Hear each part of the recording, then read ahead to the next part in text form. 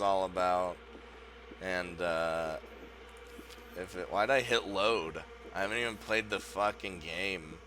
Message speed all the way. That's all. You always gotta do it that way. Every time. I wonder why I didn't notice at the time the meaning behind all of this. Uh-oh. I'm already sensing spoopy skeletons. Now that I understand it, I can declare with certainty that my life would have been completely different if I had seen through it sooner. Was I too insensitive? Or maybe I simply wished I didn't really understand. No matter. Maybe you will see the truth where I couldn't. Ninja Cat, fix your internet. Just like I should fix my internet. Holy shit. It all started in elementary school. Not middle school nor high school, but elementary school. Just to tell you how long she's been tormenting me. Yes, a girl. It was always about a girl. Isn't it? Couldn't have been a rivalry between boys. No, it had to be a girl. Just gonna sit down right here for a bit. Fuck. Who wrote this, me? There's no predetermined time to mark when exactly this happened. It just kind of turned out this way, I guess. The moment I laid my eyes on her, I knew I would. Hate her! Hate her! How can you hate her? What the fuck's going on, Blizzard? She was tall. Well, not tall, but still taller than me. Tall, brain tall. You know how it goes. Her hair was not very long. Boyish would probably be a good way to define it. But again, this wasn't such a surprise during that time. Her strength must have been similar to mine even. Her features resembled most girls. She wasn't special, that's for sure. She had brown eyes, black hair, cute little girl. And it stopped at that. Just that. Yet there was one thing. Only one simple thing that separated her from the rest of those pure girls. What the fuck? Her eyes... There was something. I'm not talking about twinkles or any of that other sort. I'm talking about something darker. Something that doesn't belong to a kid. But she hid it. Or at least tried. And it worked with most people, but not with me. I wonder if she saw the same thing in my eyes. Maybe that's why I felt too much contempt for her. Maybe that's why she answered the contempt with some unknown feelings of her own. Maintenance is here. Oh my... Why? Why? Hold on. God damn it, brain. Blizzard? Hold on. I'm gonna be right back in a second.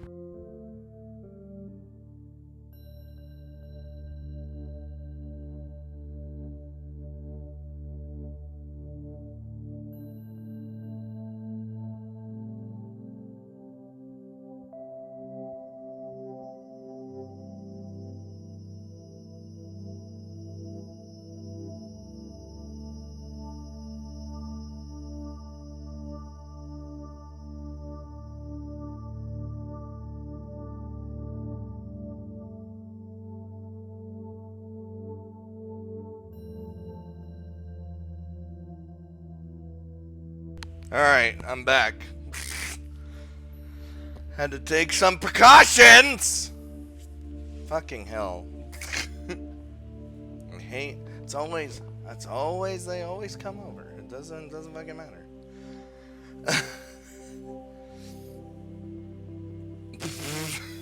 Hello, little man. Welcome to the stream. Anyway, I don't know how it happened. Did she provoke me first? Or was I the one pushing this conception as the sole intent of our relationship? The fact that we're rivals. I think it started because she was beating me at running. She was beating me at pretty much everything, really. But I think running was something more perceivable, and that's why I felt it weighing so much more on my mind. To be beaten by a girl. And it wasn't that she had a talent for running or whatever. It was simply that I was mediocre, because I'm a loser. And it would have been probably alright with me if it weren't for that smile. Stop it! That smile! Always teasing me. So brightly so, and it wasn't that compelling either. I mean, more often than not, she would be missing some teeth due to the growth, so... But again, I don't fully remember why she started doing this. But every time she finished before me in a race during PE, she would always look at me with a smile and say, "Better luck next time, Tim, loser." Ah! Wait, no, you should be fine. Chris called me and said they called him and to let us know they were here. Alright. I joined because on YouTube video I saw Mekon, just the tip in the on the thumbnail. Wait, what? Wait, hold on. Wait, what? It's not there. What? Now I'm confused. I'm just gonna go back to reading my fucking shits. For me, it was the greater insult for a boy who tries to distinguish himself from the others in an environment such as elementary school to be beaten and laughed at by a girl. There's no way I wouldn't take it personally. So I made it kind of my life mission to beat her at every opportunity I'd get. But sadly for me, I was just an average nerd. And while she was an average girl, she was still slightly better than me. I think for her, it was simply a game, something to put a smile on her face, or to feel proud about. Seeing me fail and look so irritated by the fact, she might have thought I was also amusing myself somehow. Eerie meowing, yup. She has a crush on you, Tim. Stop being bullshit. It was only when the winter came that she understood the depths of my feelings. Uh-oh. No, not that's one. Oh, okay. We were playing King of the Hill on a snow mountain with a couple of kids. I said we, but we weren't friends or even really acquainted with one another. We know each other's names, and that was that. Maybe it made even more of an impact because of this. Because no one was really playing aggressively, we were kind of just pushing each other out from the top of the mountain to claim it our own. But when I saw her, that girl, climb on top of the mountain, I tried to take even this fleeting achievement, and try to take this fleeting achievement from me. I just kind of snapped.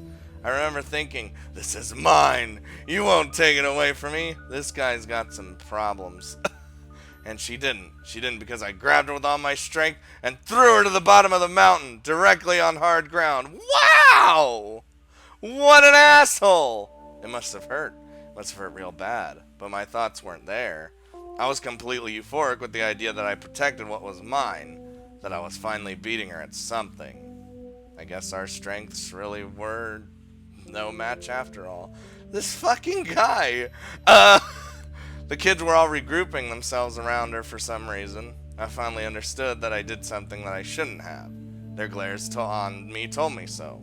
Yet I didn't feel bad. I mean, this girl has been tormenting me way more than this. But they didn't know. How could they know? Huh? Huh?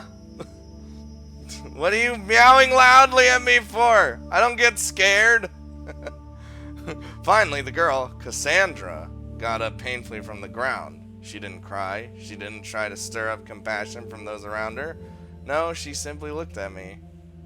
She's gonna beat my ass. Looked at me with those eyes. That's when I knew she finally understood how I felt. That's when I knew she finally started hating me. Yep. No, the character's not me, it's Tim. I didn't name my character.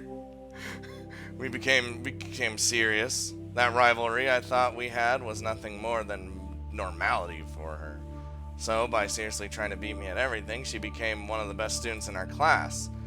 I could say some stupid shit, like I wanted her to become this way because I knew she was faking to be someone else. But that's still clearly not the case. The only reasons I ever had in wanting to crush her were simply juvenile and immature ones at best. I don't think she was fake before any stretch of the imagination. I just think she had that much potential. Sure, I also became better because of that fact, but she always had the last word in.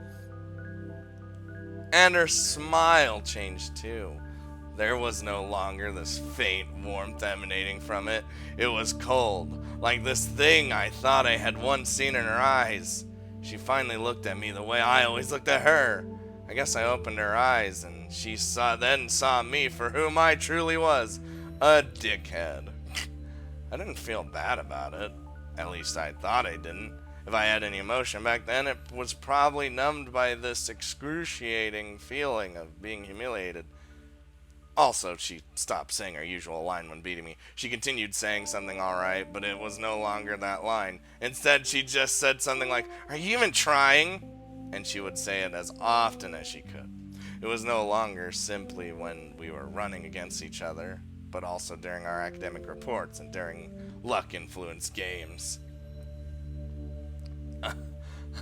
My elementary school life ended with an extremely bitter aftertaste. I became the laughingstock of my class, and I somehow helped Cassandra become even better than she was. A complete defeat indeed, but there would be other chances for me to prove my worth. I knew there would. A chance to crush her, that is. What are we? What kind of dick are we? Middle school had brought some changes with it. Well, not right away, but in the second part of the first year for sure. Don't worry, guys. I heard the fucking Magnus. That's what you call a complete own goal. Yup. Apparently the first chapter is kind of slow, but the first chapter doesn't last that long, so we'll be good. Then it like fucking goes all out from there, apparently. So I became taller. Or maybe she became smaller? I don't know. Since she was the sole thing I ever set my eyes on, she became my reference when it comes to any kind of physical change. I could hardly believe it. Yet it was something anyone could have predicted. Me becoming taller than her? For some unknown reason, we still ended up in the same class. We had somehow chosen the same options, disgustingly enough. Our hatred toward each other was still very real. So it was like we only picked up things from where we left them during elementary school. Alright. Her hair was now longer. She started, little by little, to take up shapes which made her body no longer be regarded to be one as a kid anymore. Even I could see how beautiful she was becoming, yet I was still repulsed by her. What's the story? Basically we hate this girl for literally no reason. He's just a giant dickhead. And that's where we are right now. We're like getting in the backstory. Likewise, I changed in drastic fashion. I became taller, gained some mass along the way. Again, I was very much an average guy, but I still tried the best I could to keep my body in shape in order to eventually win against her. And that paid off. Or maybe it was just the direct result of those apparent changes. But in any case, I finally started to have the upper hand on her. At least during PE and other physical competitions. I was no longer chasing her. She was now chasing me. Can you at least show a bit of determination? That was my line. What a joke, really. Couldn't even think of anything clever to say, so I just stole her line and made it my own. Like a dickhead would, yes. And I wouldn't stop at that. I wanted my back to be as far in front of her as I possibly could. Alright. Indeed. I don't know a catchy title for my video. Oh, coming up with names is a pain in the butt. I think about what happened in it, and then I also think about what would a good title be for, you know, when you're like flipping through episodes of like a show, and they always have a name for that specific episode. I always think I'm like a good, like that too. I don't know. Wonder she became me. Uh-oh. No. Huge bitch lord. Snow Wolf! Hi, Snow Wolf. Haven't seen you here since last time. What's up, Bale Roth? Stream started not too long ago. Main character's a dick. See, if it's scary, then say... Lots of blood? Question mark, exclamation mark? That's a clickbaity title and a half. I try not to do that, though. I don't know. So I decided to start playing basketball to build up stamina and keep my body in shape. In no time, I became somewhat popular, and I didn't think I was any good, really. My whole team was just bad, that's all. And any popularity didn't interest me. My eyes were still locked on her all this time. Sure, I played the card of the cool kid, faking to enjoy everyone's eyes on me, but it was just another way to get back at her. Cassandra, just her name! Ugh, makes me just shudder. She was popular in elementary school, but now she was kind of distant and solitary. Then look at me and acknowledge my existence. It was how I thought, but every time I looked at her, she never looked at mine. At me. I came to realize that she had lost all interest in our rivalry. It was only natural. I mean, she no longer had any chance when it comes to physical performance. Alright. Hoping for two psychopaths. Why and there when you could be a... So I decided it was time to change gears. If I wanted to take everything away from her, I would need to build up not only my body, but my mind too. That bitch is ignoring me like that. I'll show you just how much you made me suffer. Jesus Christ. She doesn't give a fuck anymore, and he's still going. He's still going. It took me a long time to better my academic results. A long time indeed. It was all but natural to do so. In the end, I had no other choice but to drop the basketball team in order to focus on my studies. The 2 years of middle school ended, but she was still always one step in front of me. One day to the next, she would stop teasing me or even look proud of what she's accomplished. The glimpse of darkness that I once saw in her eyes was now the only thing persisting to be seen throughout her features. High school finally came, but luck was not on my side this time around. We no longer had any class in common. That's probably for the best. Luck? Wonder why I looked at it this way? Probably because tormenting her gave me so much satisfaction. It didn't matter though. I could still compete with her in the midterm exams and the likes. All I needed to do was to keep on studying until I felt completely satisfied with my results. My popularity had already degraded almost to the point of being called inexistent, yet there were still girls that confessed to me from time to time.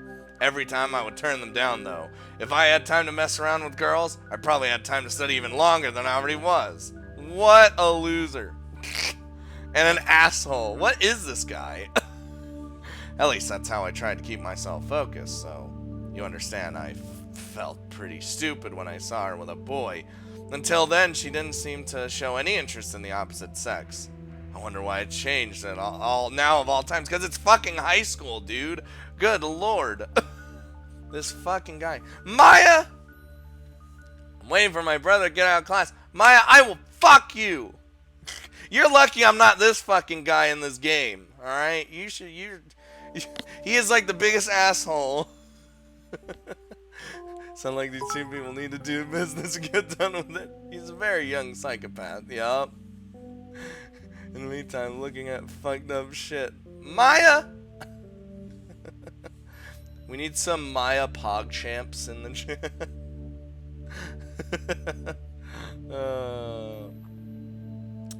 Okay, sure, she was quite good looking. She was a lot more feminine than when she was younger. No shit! Cause that's how things fucking... Oh, Little Man followed. Thanks for following, Little Man. Hey, Vert's boob jiggles are back. Fucking sweet. It worked! It worked! I mean, I am an ass, but not like this. Anyway, where was I? Yes. She was more feminine than when she was younger. No shit. No wonder she would be popular with the boys. But with how long I've been watching her, I couldn't think of any other way than, why now of all times? I was mad. I was disappointed. I felt humiliated. So does that mean she doesn't need to study as much as I do to beat me? Is that what she's trying to say? She doesn't care anymore! Oh my god, this guy. Maya! I'm mad at you now! For no reason. Maya, I love you. This made me put even more effort in my studies. There's no way it's going to end up the way you want it to be this time. I was sure that I would crush her during our next midterms. You gonna take long? Well, until the game's over, so I don't know how long that's gonna be. It's a very indefinite timeline, Maya. I love you, though. So you could imagine my surprise when I actually did. The grades of the top 50 were displayed on a sheet of paper in the main hall of the school. Normally, she would be in the top 5, while I would be in the top 10. But not this time around. It was reversed. How could this be? I was angry. Should have been happy, but it wasn't. How could this be? This wasn't supposed to be this way. There was too large a margin between the two of us. That was impossible. Hey, Maya and Scott. This is an abusive relationship. Well, this one in the game and Maya harassing me. And by harassing me, I mean she hits me. Not really, though. I remember that right then and there. I looked around me, really pissed off. That's when our eyes met.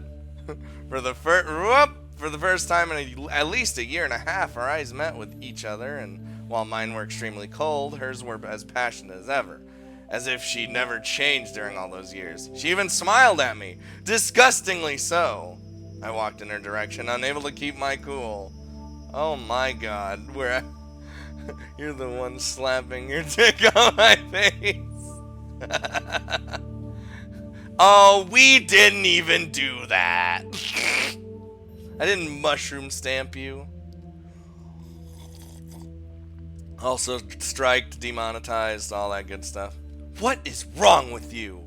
I blurred out as if there was intimacy in our relationship, when in reality, it was the first time I actually ever spoke to her since middle school. Oh, excuse me? She said to me, trying to look clueless as the reason for my forceful approach. What a great actress she was, as if she doesn't know the reason for me being all worked up.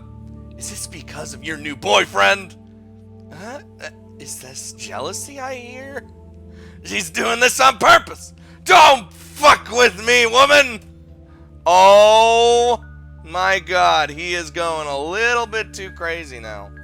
I mean, he's been crazy. Psychopath in the making, you know. I take a hold of her collar aggressively and look her directly in the eyes. She does. You see, didn't even budge. She's like, you want to go? I hear others around us talking as though I'm about to hit her or something. They seem almost scared of what I might do. Yet she doesn't look scared at all. She reciprocates my stare and waits for my words. What is it with that grade, huh? Are you not taking it seriously anymore, huh? Now that you got a boyfriend? Is that it? My grade? Oh, Jesus. So you came to talk to me just because of my grade? Her eyes became stern. The inoffensive smile she once had on her face disappeared viciously. Tell me, why is it? Why is she changing all of a sudden? This shouldn't happen. I'm kidding. Slap that bro, yup. Like I said, young psychopath. Someone needs to fucking... This is like how Joker and Harley met. In the making, he says. Why, you ask? I don't know. It just ended up that way, that's all. Don't give me that shit. I know you. You know what? Huh? Ooh, she punched me upon hearing my words. I lost the hold I had on her as a direct result. You know nothing, Tim. Whatever. You better get your act together next time, or else what? Oh, Jesus. A guy closed in on us and put his hand on my shoulder in a warning kind of fashion.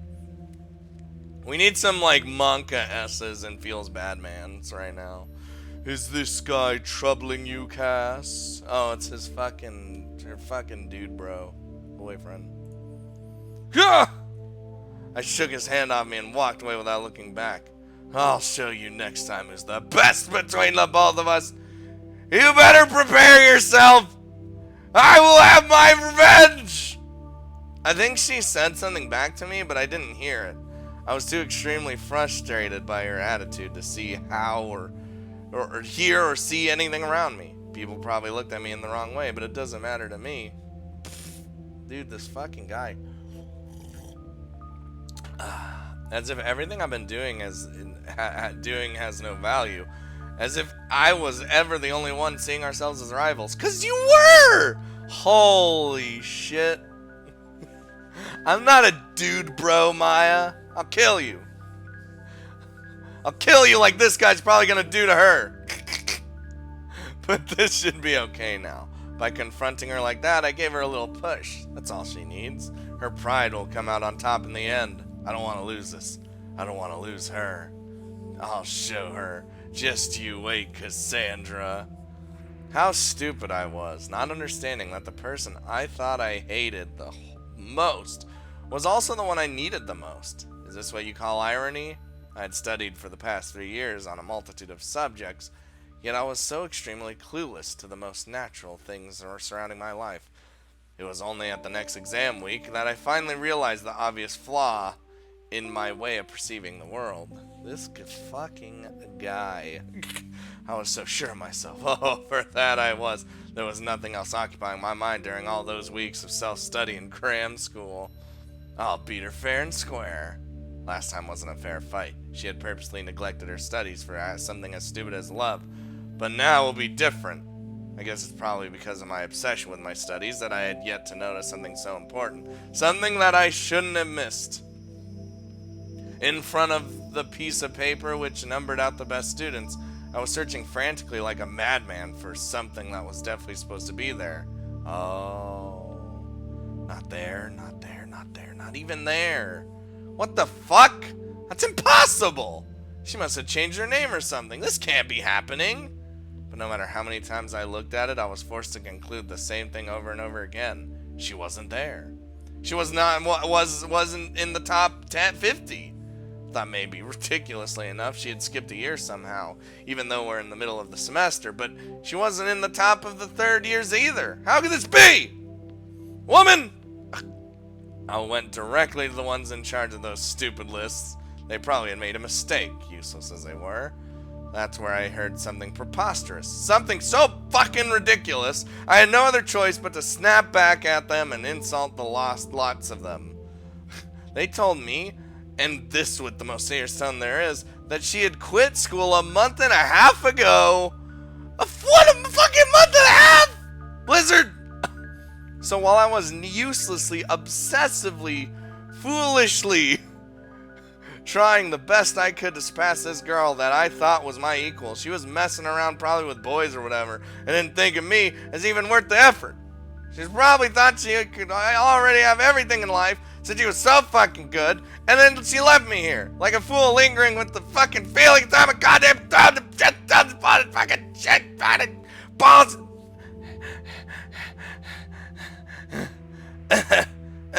We lost. It's over. He is nuts. He's crazy. Literally insane. Alright. I didn't want to hear it.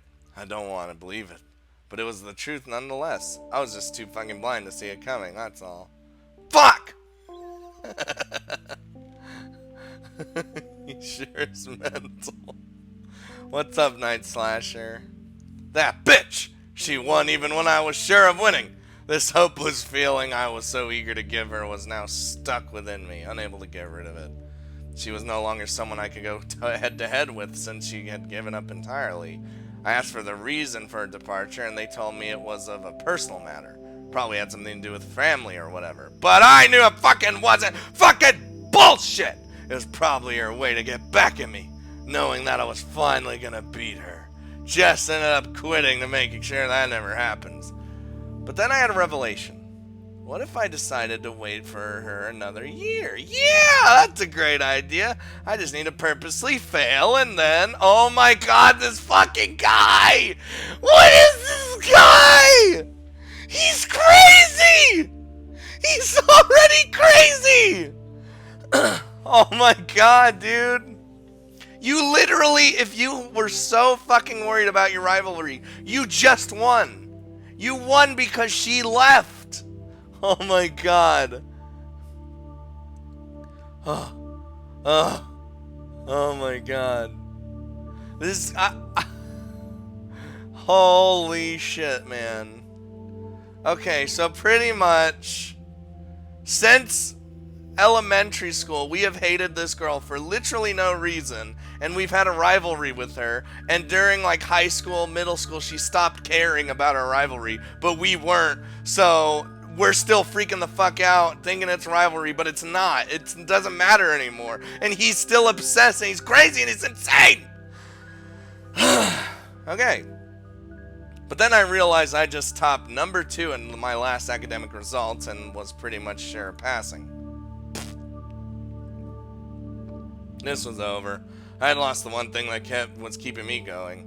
For a time, I seriously wondered what I was going to do with my life now that I've lost all interest, but eventually it didn't matter all that much. Since I had done this for a good part of my youth, I couldn't easily stop. So I just continued studying the best I could, with emptiness as my sole source of motivation. This high school came to an end extremely quickly.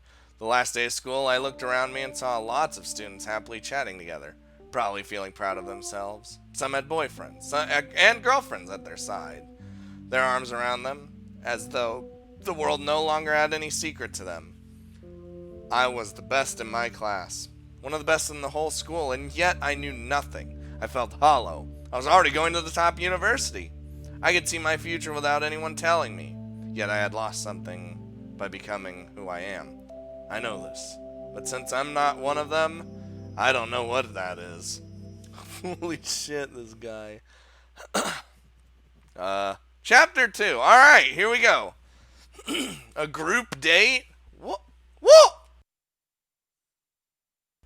Hello? Space Marines? I used to hate, well, probably still hate that bitch in high school, and I don't care if I was better than her because I knew I was better than her. So, yeah, Maya. I'm totally not obsessive, Ninja Cat. It's fine. Oh my god, that was that was just going slow. Jesus, 2 years. It took 2 years to see her again. By that time, my majoring was very well underway, as I was starting to be used to the university lifestyle. I was living on my own inside a gloomy one-room apartment for less than a year. I had zero passion, and only knew how to do one thing correctly, which of course was studying. As if I was the subject of the curse a long time ago. I didn't know why I was so into it. Yeah, I'll probably have lots of doors open up to me in the future, but what if I don't want to enter any of them? I have no motivation to climb up the ladder and surely wouldn't know what to do with all the money being thrown at me. Maya? Pfft, let me guess. She's saying she loves me. I love you, Maya. You're the best, Fox. Had to refresh the stream. Fuck! But I guess this type of attitude could attract some people, as if they know talking to you would inevitably boost their own self-esteem. That's how I made my first friend since, well... Have I ever made a friend before? Pfft, that is Kappa as fuck. Alright. Well, it's not that if I was seeing him as a friend either way. He was in most of my classes during high school and took that as an opportunity to start socializing with me during our courses. I went with the flow, finding my own amusement in this is somewhat carefree demeanor. God, that fucking just yelling killed my voice.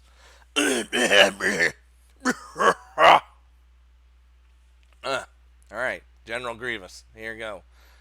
That's when one day, out of nowhere, he decided to invite me to this... I don't remember how he pronounced it. Can't call it a date. A group date, maybe? Fuck it. Anyway, it was this thing where a group of men and women of the same age and logically of the same number meet with each other for almost the first time in an attempt to find love. Oh, god damn it. It was obviously a cheap excuse for trying to find somebody to empty your load in. Whoa! But whatever, to the point I was in, it didn't matter all that much. Trying to fuck someone was, as most of the men my age, any age really, one of my priorities, even though pretty much inaccessible. I didn't get out of my way to try and have sex, and that's probably the reason I had no sex life. This fucking guy. Oh my god. Strikes. Nah, it's fine. This game doesn't have nudity. Don't worry. They literally even in the discussion of the game, the devs were like, we took off the nudity tag because people kept thinking there was nudity in the game, but there's not. Give me some fools and ray analysis, and that's group date. Maya. So I accepted. He was kind of odd though. He said to me, "You won't regret it, Tim. I even have a surprise waiting for you." And he would laugh like an imbecile. He was an imbecile. And I only realized what he meant by that when I entered the bar we were meeting at. And she's fucking there. There were seven waiting. 8 with me. 4 boys. 4 girls. Okay. 2 of those girls were completely unattractive. Fat or with a big chin. Weird hairstyle. Hey, don't say that. The other one was already almost in bed with that big mouth fucking guy. So those 3 were unfuckable. That was my first thought upon entering the bar. The second thought wasn't as different as the first one, but was still very surprising indeed. God damn it! Oh, this fucking game, dude. This guy is a rude asshole. It was her. She was there, drinking a beer casually, talking with the other guy. Sports-like type. Another one unfuckable, but of course, not for the same reason. I should just get out of here. This is so pitiful, it's not even funny. Oh my god, what is this music right now? Oh, shit! That's when Mike, my friend, noticed my arrival and forcibly introduced me into the group.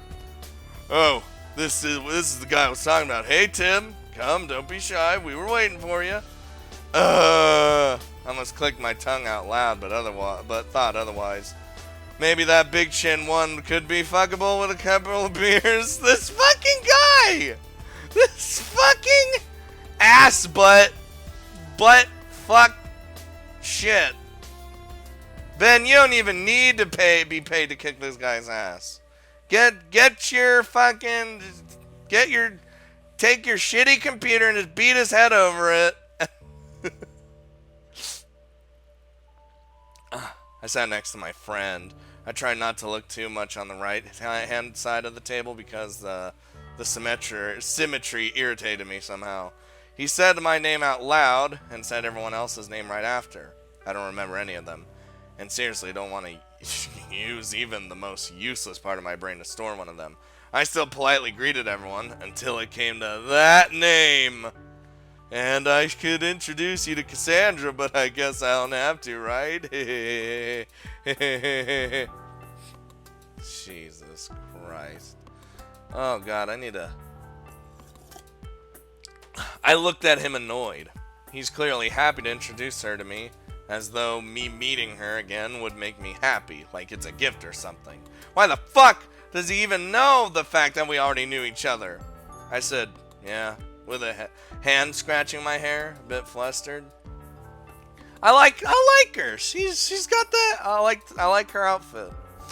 Likewise, she didn't look my way all that much and only said hi with a voice that could be misunderstood as a whisper. This fucking music. Hold on, it's like loud for me. Hold on. There we go. That's okay. I'm grateful for that. Even if I harbored hate for her for the most part of my life, and probably still, the fact that she understood my reluctance to face her was what saved the little composure I had left. You and Luda could be having fun with it instead of hanging out with this asshole Tim. I'm not hanging out with the asshole Tim. I'm hanging out with Cassandra. It's different. I mean, we're the asshole though. So I was able to enjoy my beer while chatting with the group of people around me, and it didn't disturb me all that much that she was actually there. It was just that, in the heat of the moment, I didn't know what to think. I didn't even understand the feeling I had for her anymore. I hated her for so long of a time that for me it was as though she wasn't even human. And the fact that she disappeared completely from my life at one point, my mind only assumed she was dead. Holy shit, this guy. We need feels bad mans.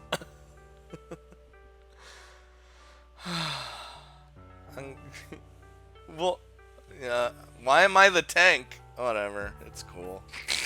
So a non-human presumed dead, looking so lively and joyous, it was only natural that I was baffled a bit. You're the asshole, Tim, not us. We had no say in you playing this game. I didn't know he was an asshole. I just noticed the black hair. Mine, gimme. God damn it, Cyberwolf. So a non-human, presumed dead. Look, wait, it was all only. I thought it clicked. The fuck? Yeah, that's a good reason.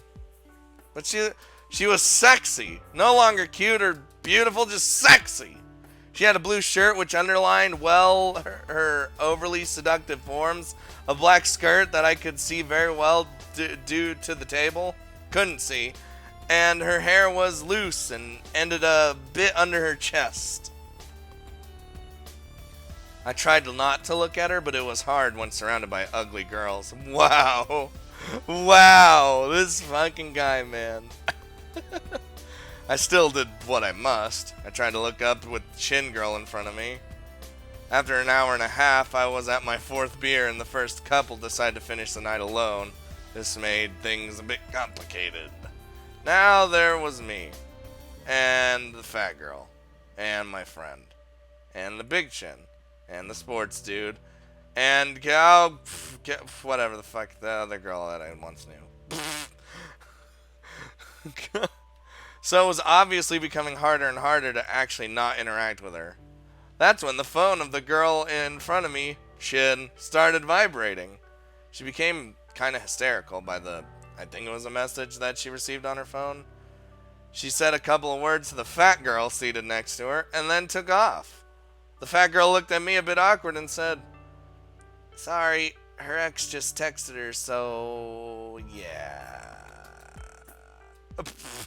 As if it was the most understandable thing in the world. So that ugly chick just dumped me for a guy that probably flushed her a while ago. I was depressed, but not for her departure per se, obviously. At least the alcohol started to do its work. What is this game? That's when everything started to turn into the wrong direction.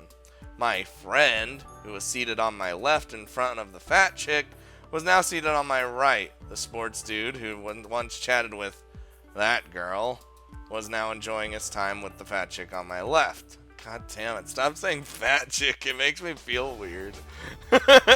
That's when I realized that my friend, without notifying me in advance, started a group conversation with her and me. So, from where do you two know each other? I was staring at the table and maybe at the beer in my hand, trying not to look too interested. I think she answered him something while giggling, but I don't remember all too much. She too seemed to be drinking quite heavily. Oh, I know where this is gonna go, and I don't like it. That long? Man, I bet you're glad to be able to meet each other like this. Maybe it's faith. Faith? Fate? Who knows? He was irritating me. It was so obvious that he was the one who pulled this off. Perhaps they were enmeshed with each other to humiliate me or something. That's when I uttered something that I probably shouldn't have. I don't know why I thought it was a good idea. Tell me! I looked at him with a bit of defiance. How do you know that she and I knew each other anyway? Mike Wazowski! I looked at his every change in expression. I probably thought he wouldn't be confused, unable to explain himself properly. But that wasn't it. He was surprised that I didn't know the reason behind it. Come on, man. Everyone in high school probably knew about it. Don't you remember that nasty girl with her friends who were starting bad rumors about Cass because she just quit school? Fuck. Now I remember. Oh, man, I remember still. You were so ruthless. You walked up to those girls and started insulting the shit out of them. About how uneducated they were. How they were wasting their time and had no future. And then you started numbering every achievement Cass ever accomplished. To the prize she won during some piano competition. To the national rank she topped with her academic results. Holy shit, man. Hi, little drag. We're playing a douchebag. We hate this girl and we don't know why, but now we met each other after not seeing each other for 2 years and it's weird. And you know, I'm not one to hit a girl or anything, but this one was so asking for it. She didn't try listening one bit and was continuously cutting you off about some bullshit she heard somewhere down the street. How ridiculous.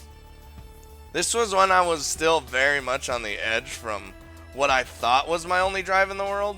Some bitches were bad-mouthing her about something along the line of prostitution or some stupid shit like that. I know I played this game. Good, then you know what's gonna happen. It was a week after she had quit school, so anything goes, I guess. But then, since they had nothing else more useful to do, they started to say some bullshit about her cheating on exams or giving sexual bribery to teachers in order to top higher in midterms. That's when I lost my shit, because telling those ridiculous things would insinuate that the rival I always thought was my equal was nothing more than a fake, and this was, that was completely unacceptable. Oh no, it's Sniper. And yes, I would have beaten the shit out of him if it wasn't for the teacher meddling with it.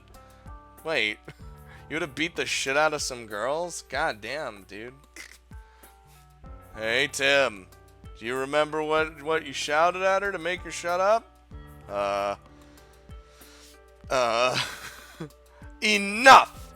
Even if she prostitutes herself or even cheats during the midterms, doesn't change the fact that she's way better than lots of you. At least she achieved everything she ever set herself out to do.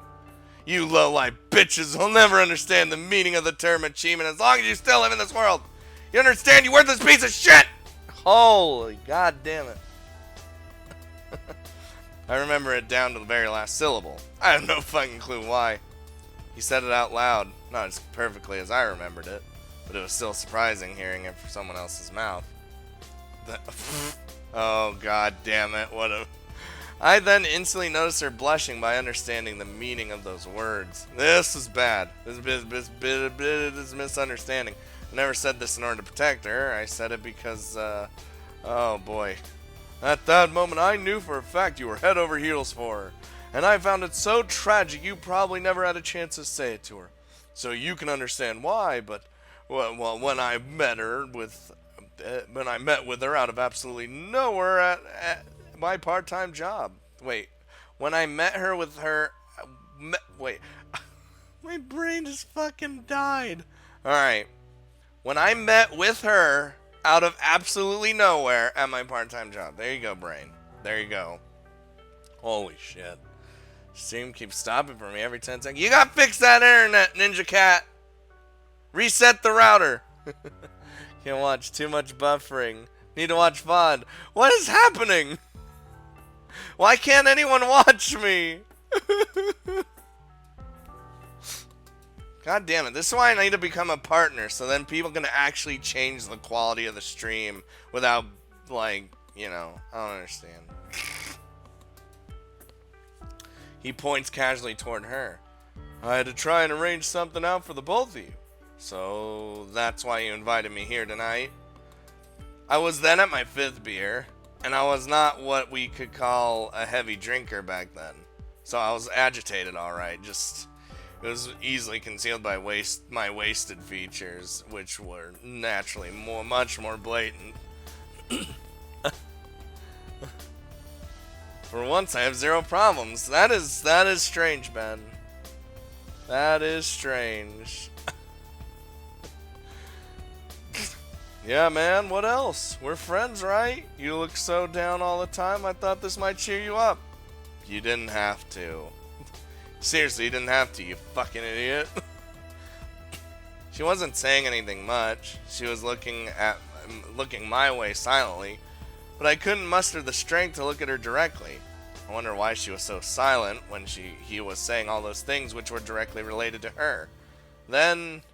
Oh, shit, that's my girlfriend texting me. Sorry, guys, gotta go.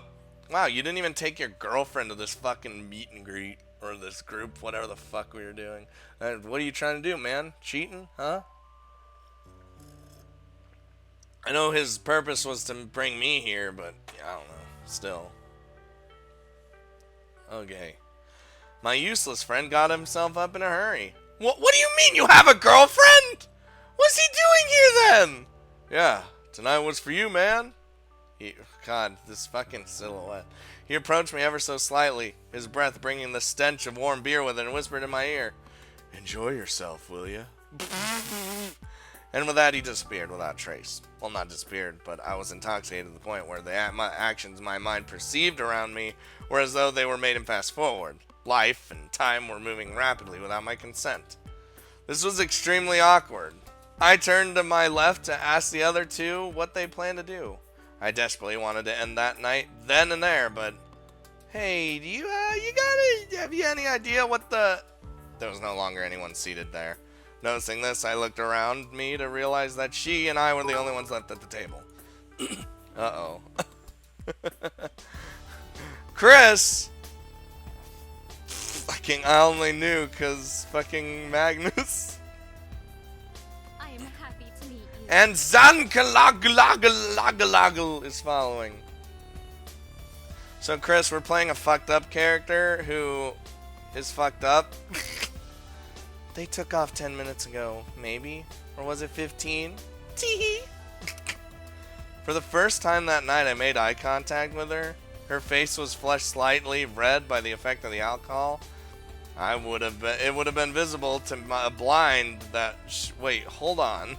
It would have been visible to a blind that she wasn't... that was totally wasted. To a blind? Is that what we call blind people? I don't understand. I hate you. Why'd you adopt me? I didn't want to speak to her. I didn't want to have another minute wasted in her presence. But social etiquette was forcing me to do so. At the very fucking least, make sure she doesn't die before reaching her home. Let's get out of here. I said pretty coldly. She accepted right away. She didn't show any fear of being alone with me, even though we were complete strangers to one another. Were we, though?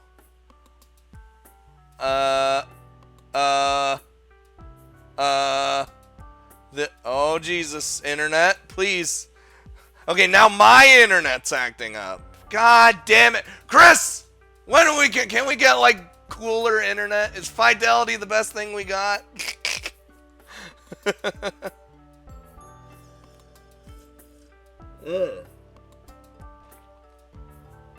Oh, god damn it. I need some, like...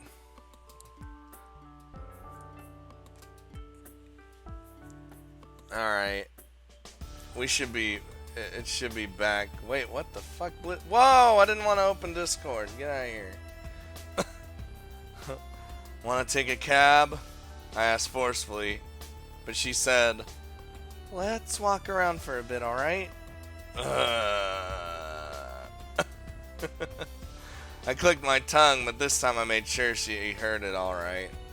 She didn't mind, or at least she didn't show it. Alright. It's the only thing we could get. Oh, well, hi there. It's the only thing we could get, and for some reason we can't upgrade without spending like $200 a month. That's stupid. What is this?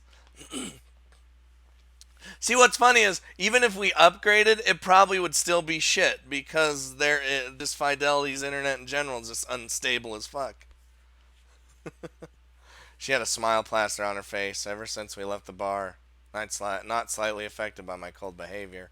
She looked happy, irritatingly so. We didn't talk at all. We were completely silent, and it was alright with me. It was alright until she stumbled a bit on my shoulder accidentally. Oh, God. Oh God, the music. Sorry. Her body touched mine. I felt for the two extremely little seconds it lasted the form of her breasts on my arm, and then the palm of my hand on her shoulder. It was then that I realized she was a member of the opposite sex. No fucking shit. She looks happy, doesn't she? With the happiness that she stole from me. If she hadn't quit school on that day, I'm sure our expressions would be reversed right now. Yet she's always been the one with a smile in the end. While we continue walking silently, but we're somehow closer now that I helped her get back to her feet. Oh my God. No, it like the bitrate just like shot down like a little bit ago, but other than that, it's been okay.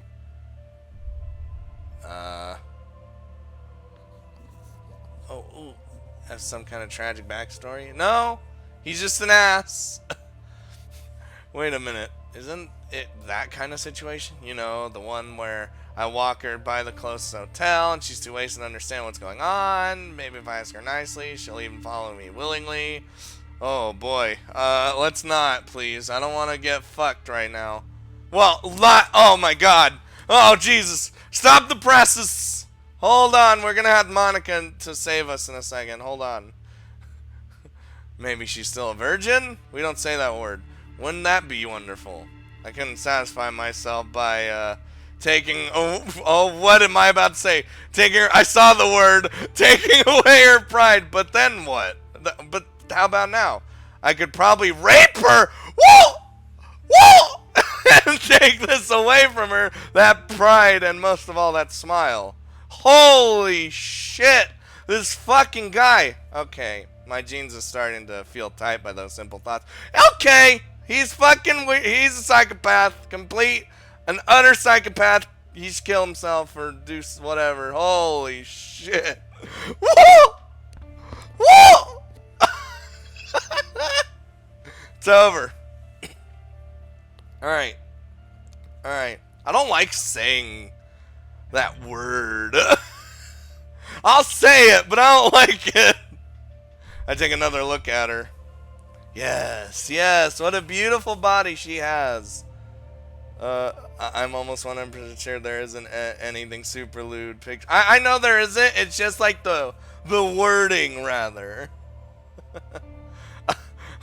What a beautiful body she has. Those hips and those breasts and Magnus. You sure you want to stream this on Twitch? Fuck yeah, I do. It's not even that bad. You guys need to calm down. It's not like I'm playing fucking Soccer Cupid. Even her lips seem obscene right now. It would be a total shame for her to be entirely ruined by a complete stranger. Whew. To be completely stained without any means of getting this purity she had back. I could probably play with her over and over again until her mind became hollow as mine. This is why it's fucked up, boys and girls. It has now reached its complete magnitude. A throbbing sensation is starting to be felt in anticipation for this forbidden act. My thoughts are drowning themselves in. Holy shit, dude. Please no. One simple look at me would have probably given it away, but she's too preoccupied with trying to walk straight to even look my way. Imagining such pressure, so tainted with the sin of my imagination, let loose without any restraint, only pushes me further down this unforgiving path that shouldn't be crossed. No touchy. Wait, wait, I'd lose all respect for you if you threw with this evil plan. What? There's no choices. I'm just along for the ride. Well, we have already figured out where he went wrong. He got born. Yup. Alright. But I already decided, didn't I? Fucking... I have no picture, audio only, but what the fuck's going on? Why are you only on the audio? Damn it! We need Monka S's right now! I'm gonna put it all in chat. I need a bunch of Monka S's right now. I need Monka S, Monka S, Monka S, and Monka. I need like 5 of them. There we go. Got him.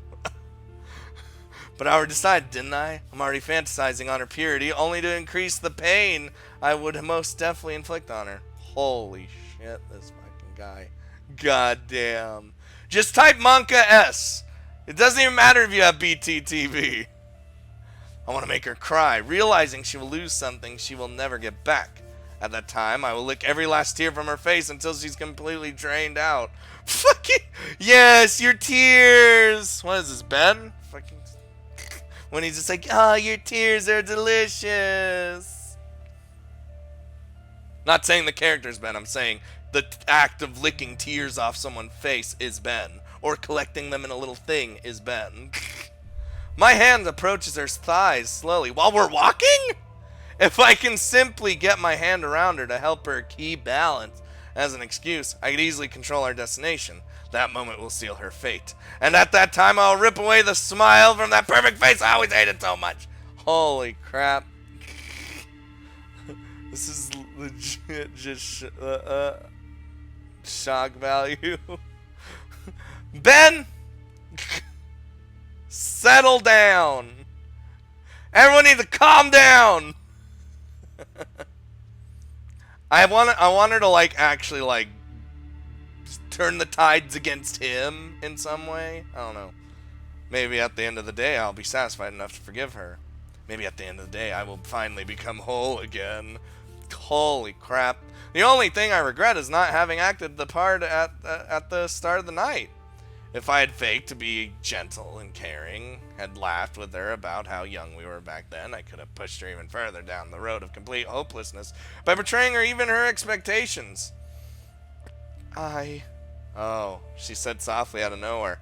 I abruptly stopped my hand from getting any further. I didn't notice because I was too focused on her alluring forms, but she was looking at my face. For how long? She saw it. That I'm sure of. My disgusting expression, already tarnishing her with my eyes. She saw everything, and yet the only thing she said was, I'm sorry. I knew how much you hated me, yet Whoa! She then stumbled on me again, even with less restraint. Her eyes, those eyes, I remember. Were they really this way? It can't be.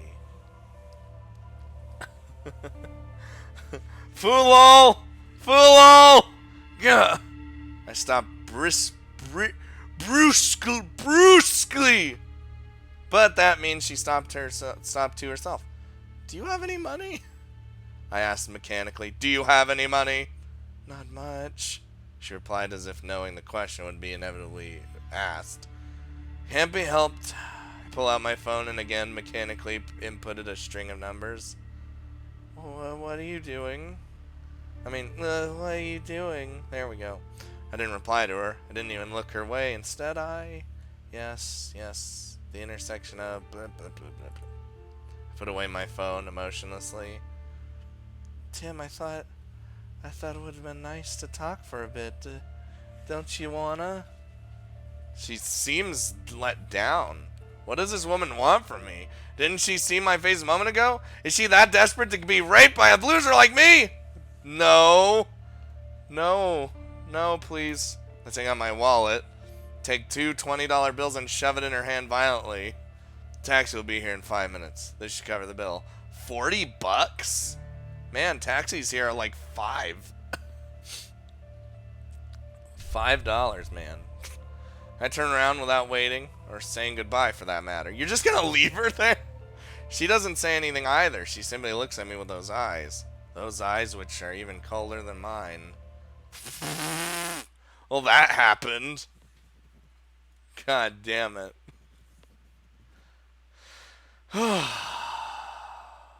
This is definitely a Monka S Feels Bad, man. Oh, wait, what was the chapter called? Hold on, I didn't look. I was too busy looking over at the chat. Alright. Chapter 3. Brains. An unexpected encounter. Wouldn't that be what the... Whew! We avoided that situation, boys! And girls. And little drag. I hoped never to see her again. What the shit is... Whoa! Why is my foot... Ow, what the fuck? Oh my god. Why do I have a cut on my foot and it's bleeding? You know when your skin just opens up for no reason? Alright. Oh god. And then when you know you have a cut on you, it starts hurting? Oh my god. I had never hoped to see her again. And for the better part of 2 years, it turned out pretty much that way. I might have glanced at someone with similar features once or twice during that time, but I simply avoided coming closer to that person in order to escape the chance of an encounter. Alright. I had graduated from college and was now working for a company for less than a year. I diligently focused on my work the same way I did during my time at school. Even though I didn't have any ambition, the way I did my work mechanically, like a machine, was something to be proud of. Proud about, supposedly. At least that's how my paycheck saw the whole thing. My life seemed to have pretty much been set in stone by then.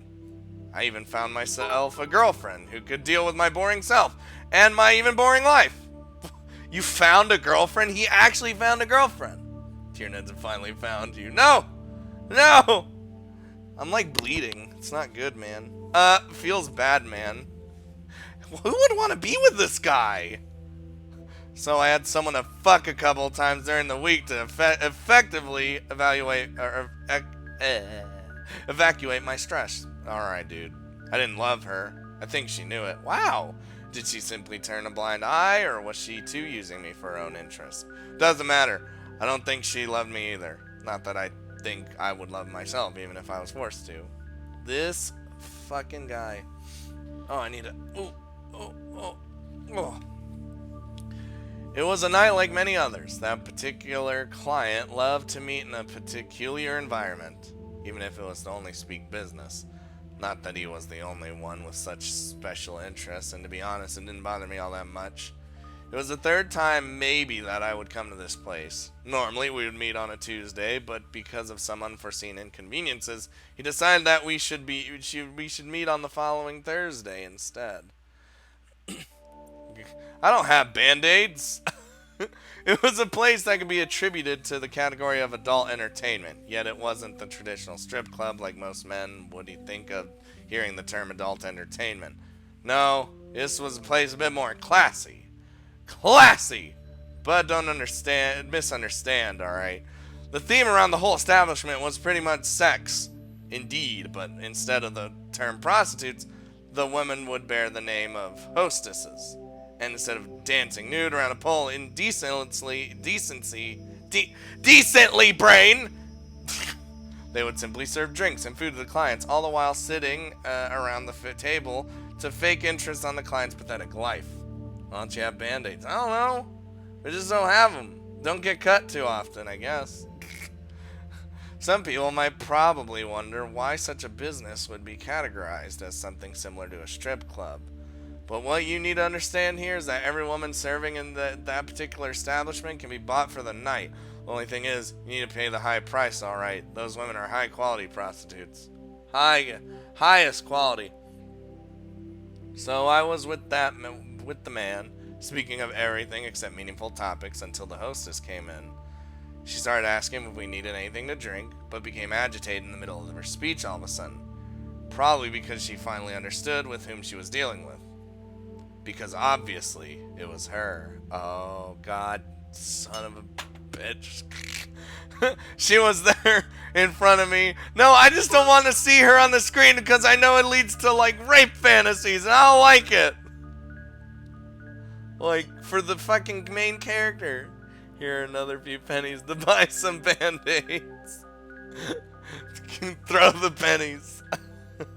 Those eyes, that smile. I can hardly believe it. She was as beautiful as ever, and with what she was wearing, a tight, sensual black dress, it's hard not to think of anything else but sex when it's looking at her. Really? You can't just be like, oh, you look nice. I don't need a Band-Aid, I'm fine. Those dark urges that made their apparition 2 years ago. The vulgar and evil passion which had driven my mind completely wild back then. Everything that I felt on that single night was rekindled instantly. Fucking Ray just shows up. Oh God.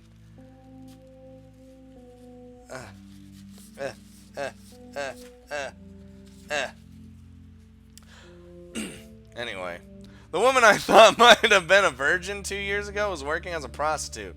For how long she'd been doing this? Again, she made a fool out of me. I fought those urges the best I could that night, thinking how wrong it would be to subject those evil intentions on such a pure and delicate woman, and God damn it, Magnus. When in reality, she was strained from the very beginning. She probably even wanted the damn thing, forcing me to pay after the fact, probably. Sorry, also Scooter says he's bleeding. No, it's just one of those fucking cuts that are just randomly exist. And when you realize it exists, then it starts hurting. How sly of her. How fucking sly. Looking down on me like that. Fucking bitch. This time. Oh god, don't say this time. Don't say this time. Don't say this time. Oh god, no! Oh, it's over! It's over! Call police! Wee woo!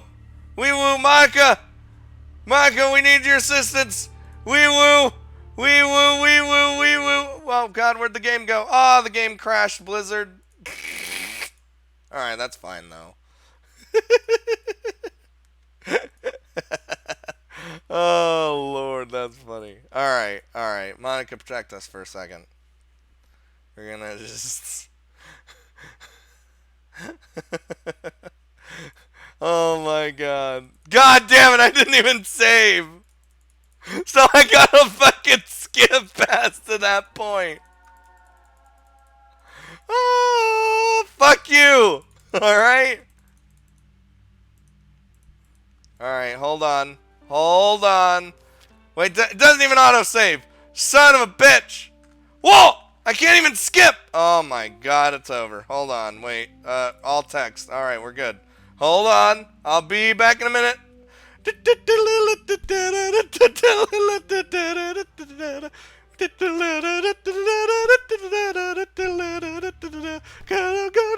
Prostitutes.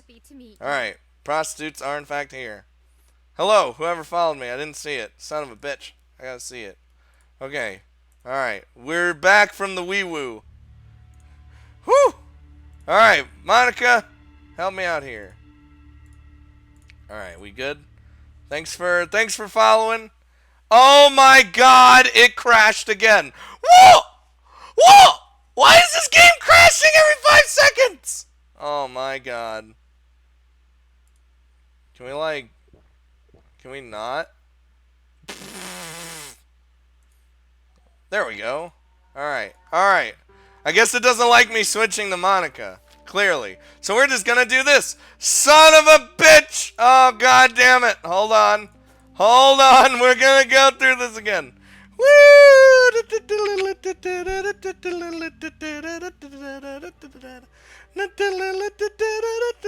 Maybe it is a programming bug. Hold on. Hold on. Coming back. Okay, wait. Alright, we're good.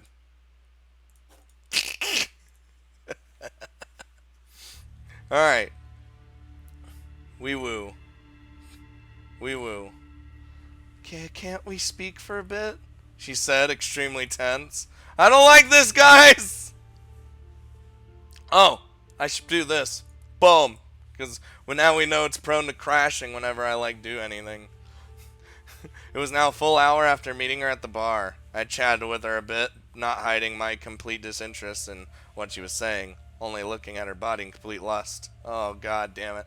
I didn't say anything about her profession. Perhaps she thought I was mindful or something.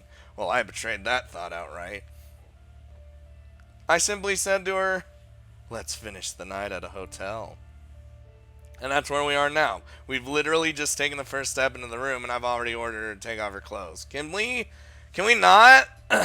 Can we, please? We've just arrived, she pointed out. We should drink some wine to loosen up the mood, don't you think? What? The fuck do you want? Why is everyone freaking out? What happened? What happened? What? What do you want? What?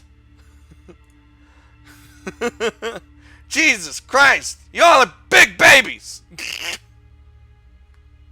Alright, hold on. Doesn't help the internet's dying slightly.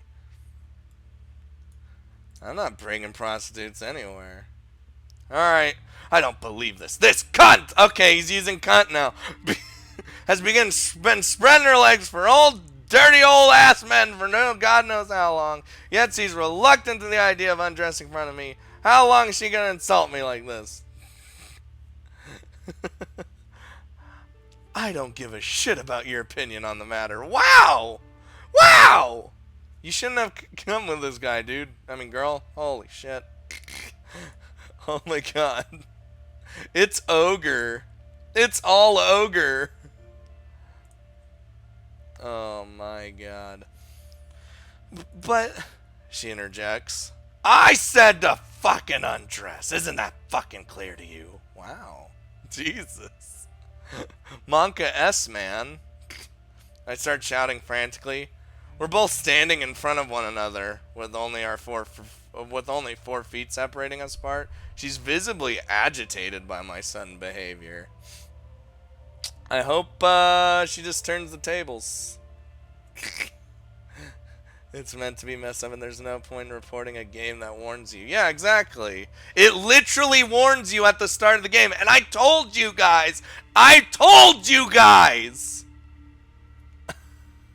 You didn't listen to me! Wait, Ben's reporting me? Wait, what? What is happening? Oh my god, Ben, you're taking this too fucking seriously. Too fucking seriously. I started shouting frantically. We're both standing in front of one another with only 4 feet. Why am I reading that again? Why am I reading that again? Anyway, visibly agitated. Thankfully enough, the exit is behind me, so she can't escape. Well, alright, it's over. Well, she could if she had like a knife and just stabbed me several thousand times. It'd be fine. Said the game. I mean, you can, I guess, but it's not... Wait, what are you reporting the game like? Are you reporting it, you know...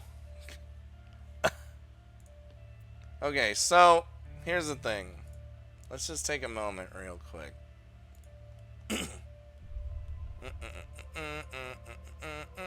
Where was it? Alright, so the game says, and I quote, disclaimer, this game contains disturbing subject matters, alright, including rape, I guess, and might not be for everyone.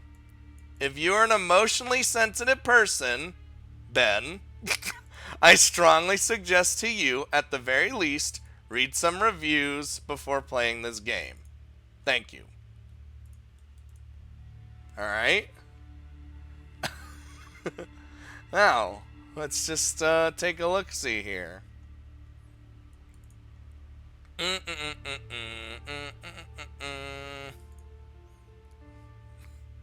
There's like a lot of...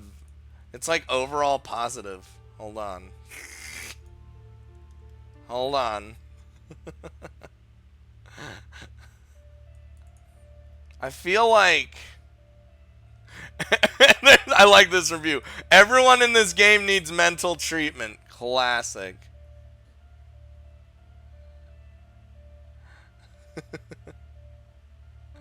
It contains abuse, occasional cruising, or cursing, partial nudity, and obscene, and a particular element that's basically given in the title of the game. Yeah, so they say they have it out there for you. It's just are you willing to play it? So I don't think it's really a reportable thing. You know? Like, I mean, like, yes, it is fucked up. I understand it's fucked up. Every one of us understands this is fucked up and it's not right. But the game told you it's gonna be fucked up.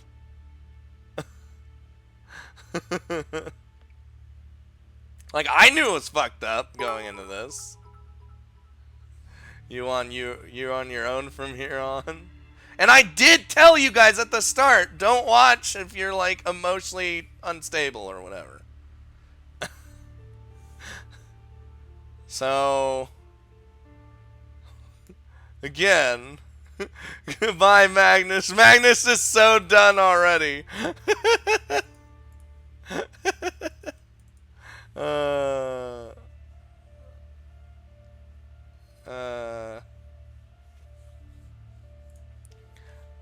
Oh my god. Ben is just salty, guys. Ben's a salty man. Alright? He's just...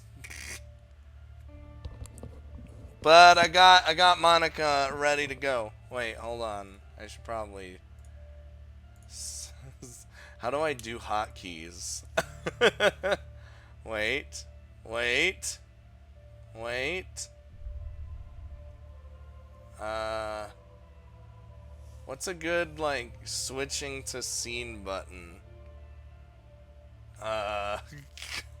Hold on. Hold on.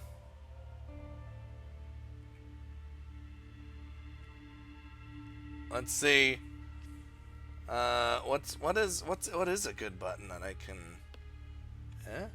Pause? Does that work? I guess. Fuck it. Let's see. Let's go back in the game and see if pause works. Well, I'm gonna just save real quick because I know it's gonna crash. Hold on. Pause. Alright. Alright. But I can't change it back. Okay. That's so weird. Whatever. It's fine. Okay. So if anybody has a problem, you should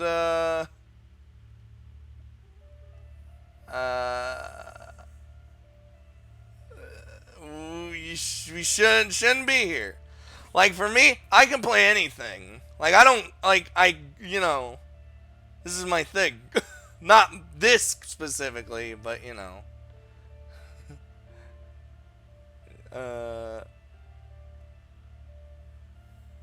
Alright.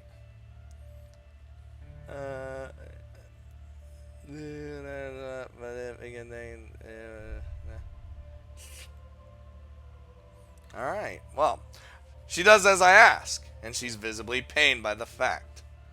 While I look at her every movement with those ever so filthy eyes of mine. Oh, my eyes are filthy. I'm so absorbed by her that I almost forgot how to breathe.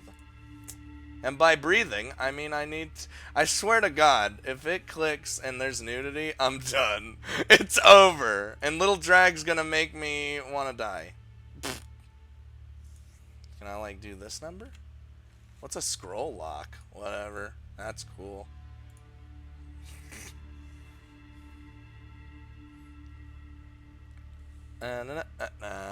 Don't do it, game. Don't do it. What the fuck? Whoa!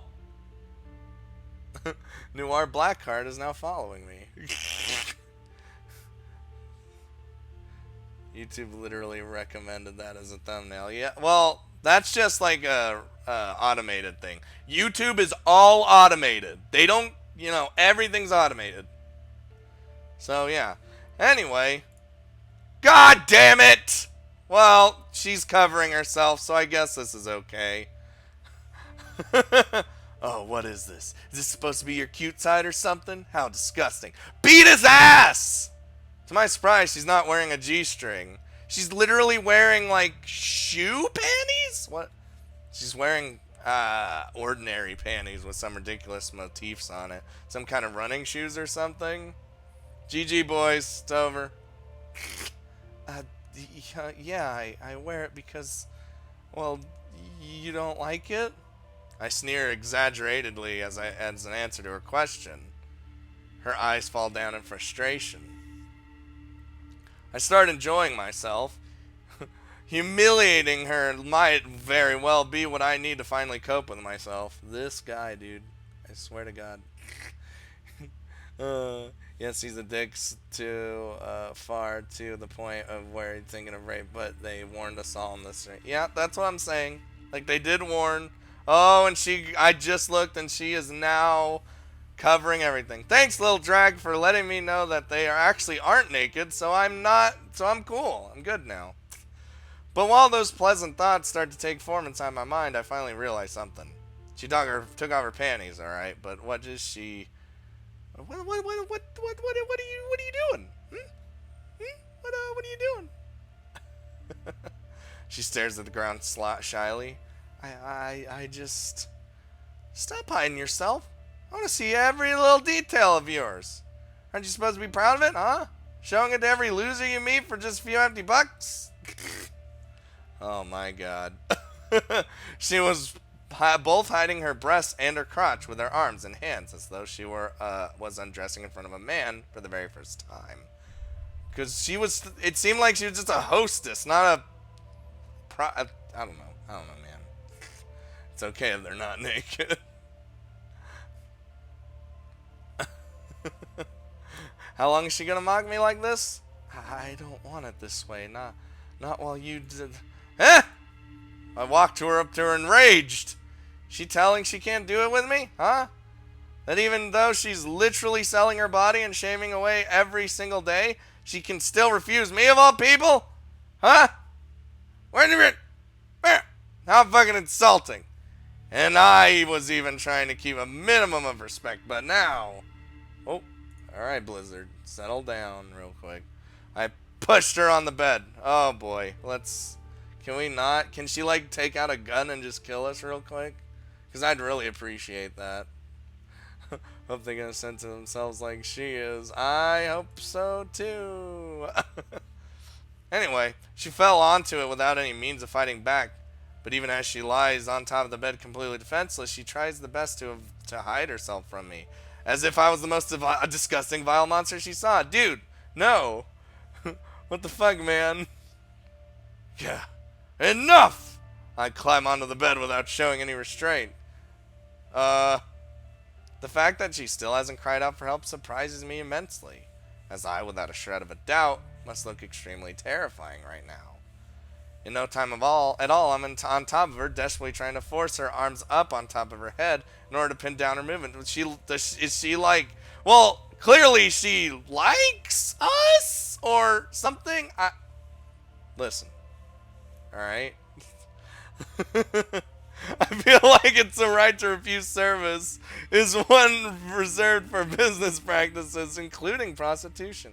Kill him, Ninja Cat!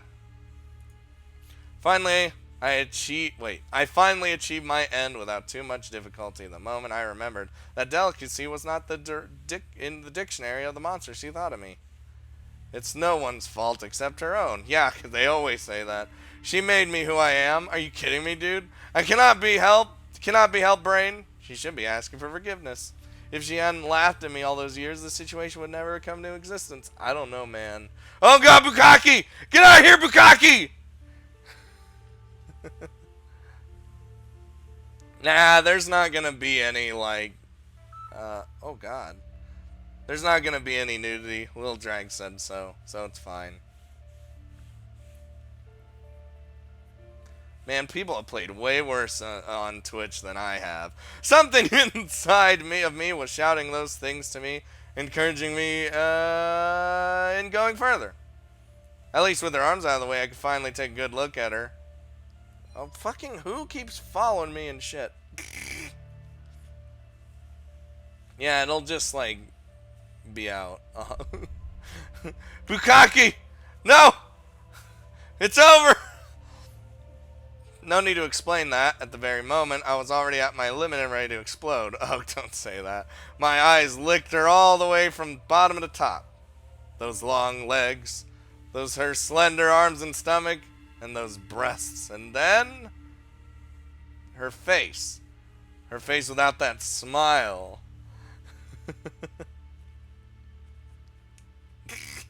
Her face, which was bright red, contorted in a sorrowful expression.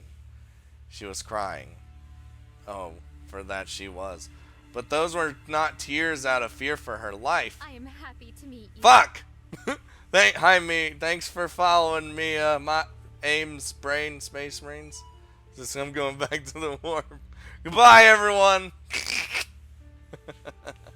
But she didn't ask me to let go of her, or at least be gentle with her. She was just silently crying as if she had given up. She wasn't scared at all of me, and she was disappointed. Well, of me? Of her? The situation? I don't know. But why was I even trying to understand anyway? What is this game? Don't ask. By that point, I had stopped myself. For what reason, I don't know. Her behavior was hypnotizing. I didn't know what to think of it. Oh, so he's stopping! Isn't this what I was wishing for?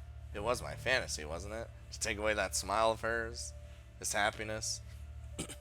But now I realize there was never any happiness in that smile to begin with. Oh god.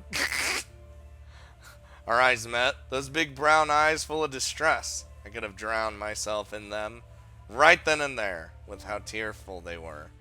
They were passionate and they held a darkness darker than my own. Darker than your own? Space Marines, help! Noticing my slight hesitation, she took it as an opportunity to mutter out something faint, something almost inedible. Something incredible. I loved you. I always loved you. Oh, what the fuck is this?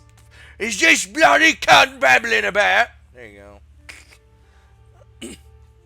Yet, though I didn't want to hear her bullshit, she kept on opening her mouth and closing it as though she was saying unintelligible things.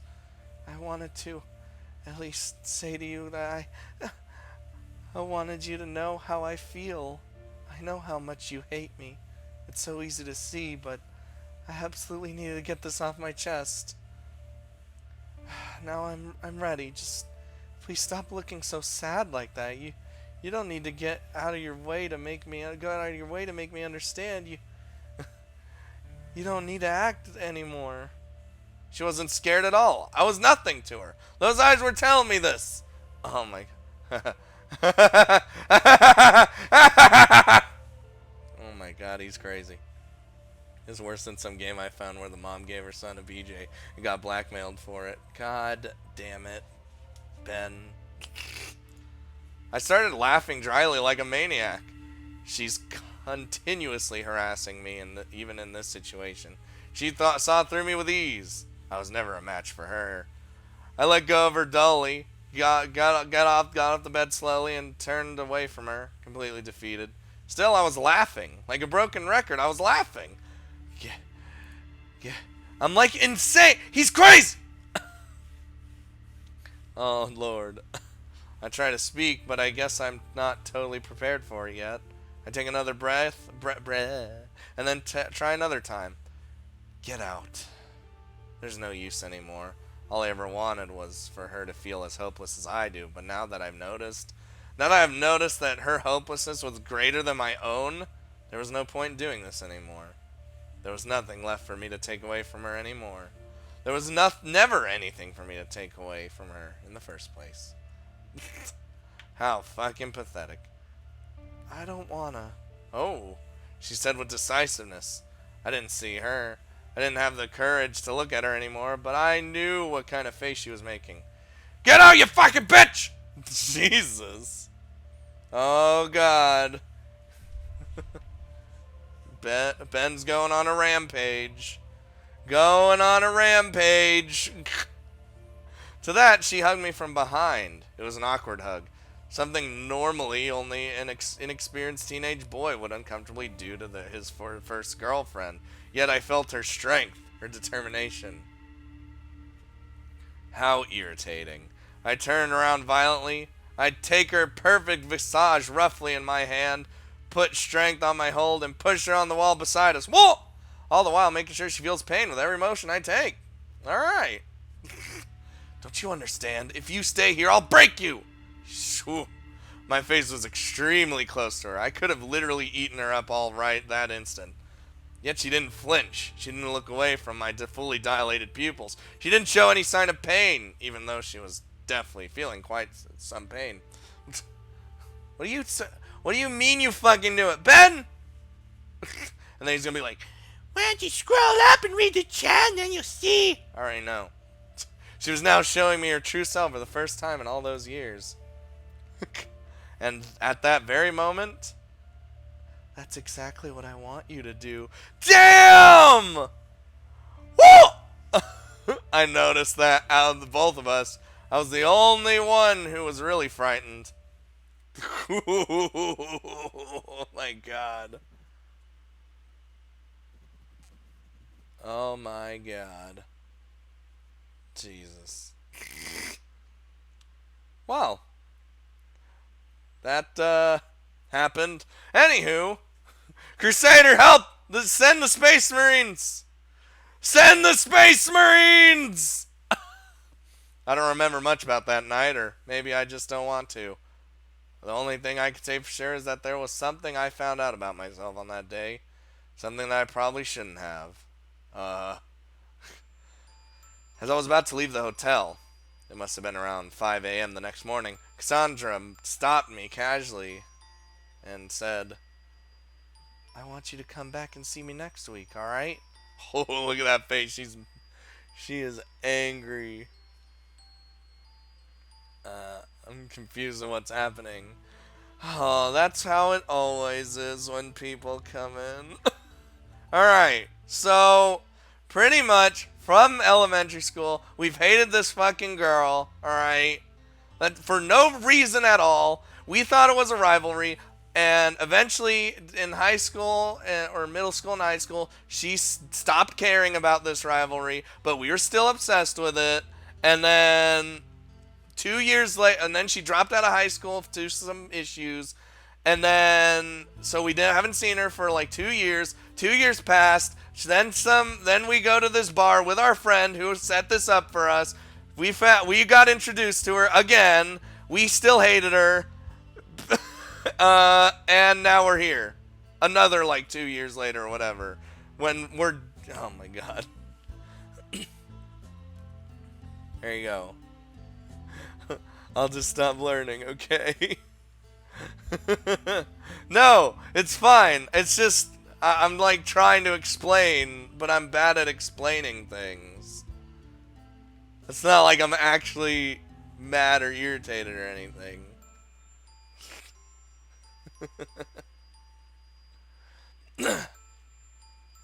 Anywho, and my reply to that was, not a chance, idiot. She flashed me a smile nonetheless. Wonder if she knew. Oh boy. Wonder if she knew she already had me. Oh god damn it. After that, I met with her on the same day, once a week. We would drink together at the bar she's working at, and we would always finish the night at the same hotel right after. Must have been around the third week that I finally decided to ask about it. We love you too, Bukaki. She was speaking to me at great length, like always, just after having sex. I was sitting on the corner of the bed listening to her half-heartedly while sucking on a cigarette. Thank God that was the main character, not, Yeah, I was a smoker by then. I don't care. Took up the habit out of nowhere, probably to look even more pathetic than I already was. Ooh. We should go see it together. They say it's a movie of the movie of the decade. Shut up. I said to her briskly in reply, yet, I wonder if you'd pay for my entry fee. I bet you would. You're that type of man after all. Tee. Like how she's even got glasses. Well, how fucking old are they? Well, this is... they're like the same age, and he's graduated from college, so it's past college time. So whatever, how old you can be, She was laughing and smiling like always. I first thought she would stop acting this way the moment she finally showed her true self, but she betrayed my expectation. She exists exactly the same whether we're alone or not. The only time when she behaves differently is when we're actually having sex. She would fixate on me, always in those eyes with a frightening passion. Normally, I'm the only one who's cold and violent, but when we're doing the diddly, she could very well be seen as disturbed as I am. I wondered then why she was always smiling. Was it fake or was it not? Even I, who know better than anyone else, have no clue. How can someone as empty as her smile so thoroughly like this? I badly wanted to know, but why? But why? Ben! Why was I even involving myself with the likes of her? It's not like my feelings had changed all of a sudden. I still very much hated the thing she is. I didn't understand myself anymore. Still, I needed to know. So without thinking so much, I asked her something for the first time since almost forever. I have chills. Me too. I asked her something I wish I hadn't. Why did you end up this way?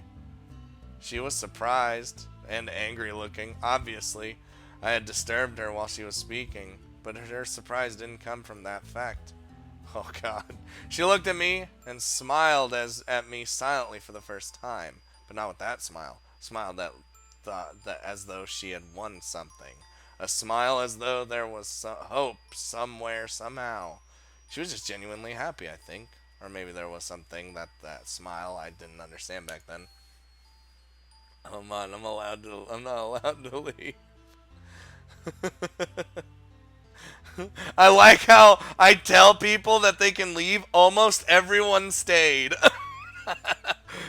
they were like, they were like, we need to see how this turns out. Ben's just here to be angry, as per usual.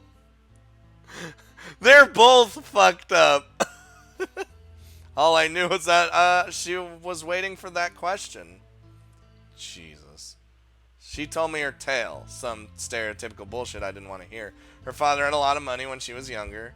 He was some kind of successful businessman or investor or whatever. I didn't listen all that well, to be honest. But he had enough money to get by. What was the term she used? Whatever that meant.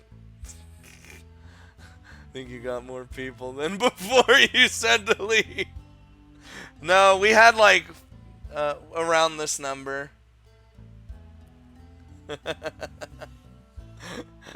This is just a train wreck. That's what it is, and it's great. Like not what's happening is great. Like the train wreck itself is just silly. And in 5th grade, out of nowhere, Cassandra started showing interest in her studies, so much so that she was at the top of her class every following year. Seeing her growing up to become such an outstanding woman, her father decided to invest in her by starting paying Brain for her later education. Some kind of prestigious academy like Cameron University or something like that. Didn't even know you could be paid for you could pay for such a thing so early in the game. That isn't what's happening, as fucked up as it is that you're part of it. Yes, Ben, it's okay. Shh. Everyone give Ben pets. He's like stressing the fuck out right now and he needs our love. So everyone give him some pets.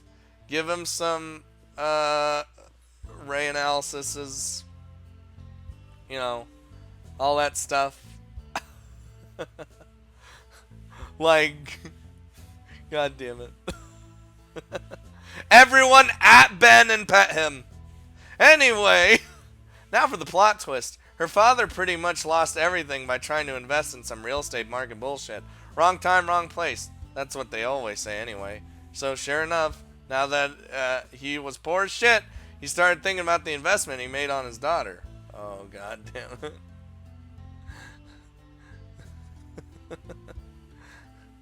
God damn it. Everyone, give Ben your love. He needs it right now. The problem is, such an investment takes a really long time to pay off. That and the fact that it's your fucking daughter, you piece of shit! She deserves at least that much. But anyway, he kind of started mistreating her by blaming his sorry ass on her failure to graduate sooner. And by that time, the fucker got his feet even dirtier by gambling away the little he had to subsist. Oh, God damn it. By the way, what is this reading? I don't know how to do that. So in the end, she was forced to quit school and started working. At least the good man, who her father owed money to, was kind enough to show her a high-paying job she literally couldn't refuse. And that's pretty much it. Now for the test of my fucking conscience. If I hadn't started forcing my ideal of rivalry upon her, would she have still ended up like this? Or better yet, even if she did, couldn't I have done something for her?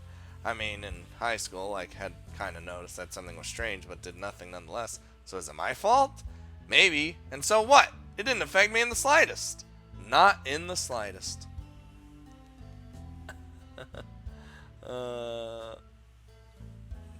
Like, for me, I'll play pretty much any visual novel. It doesn't matter to me. Like, I'll understand if a game's, like, fucked up or not. But, you know, I'll play anything. It's just, like, when it comes to the quote-quote horror genre, I don't get scared, so that's the point of playing a horror game, is to get scared, or, you know, whatever. This game actually is making me unsettled, which is the closest I'll get to being weirded out, you know? I don't know. And it's not even, this isn't even a horror game. It's just, I'm just saying in general, games. I know it's not horror, Ben. Settle down.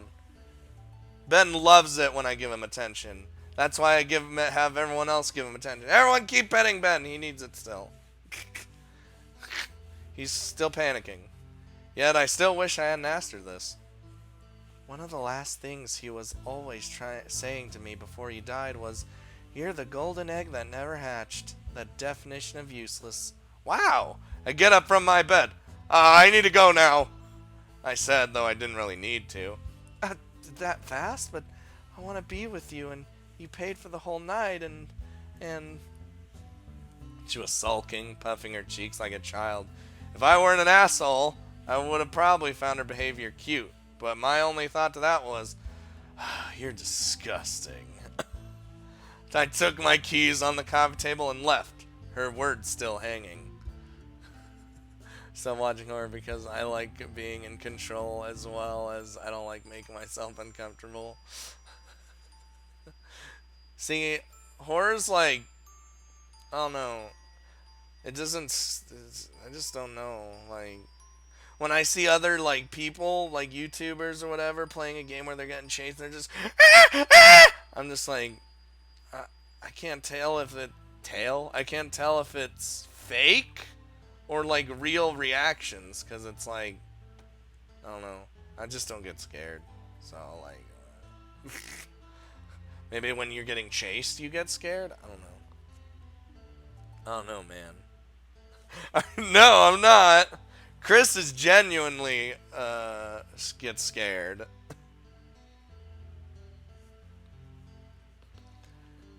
You'll come back next Thursday, right? Okay, bye. Closing the door behind me, I stayed for a time there, motionless. My hands were clenched tightly in the form of a fist. I was frustrated for some reason. If I had stayed for a minute longer, those fists would have probably been thrown at her. Whoa! Don't beat her. Jesus, you're already doing enough to her. Fuck! I had a hard time understanding myself. If it hurts me so much staying around her, why was I always coming back to her this place? Am I yearning for this? This pitiful excuse for a relationship? I had vague ideas for the reason behind my illogical behavior, but I didn't want it to think it was true. Because this would mean my whole life was even more of a joke than I first thought it was. That's why you need face cams with horror games. Yeah. Well, yeah. The inevitable disruption. Okay. Even if I had a face cam with horror games, it would do nothing for me, Luda. My face remains the exact same. I am happy to meet you. By the way, Luda, this game's fucked up. There's like rape and shit. I don't know how I feel about it. Help me. Help me, Luda. I need backup. I need the backup right now. Oof. Oh my god. No, but she's also fucked up. Oh my god. Lil Drag, are we like halfway done? I would assume we're like halfway done.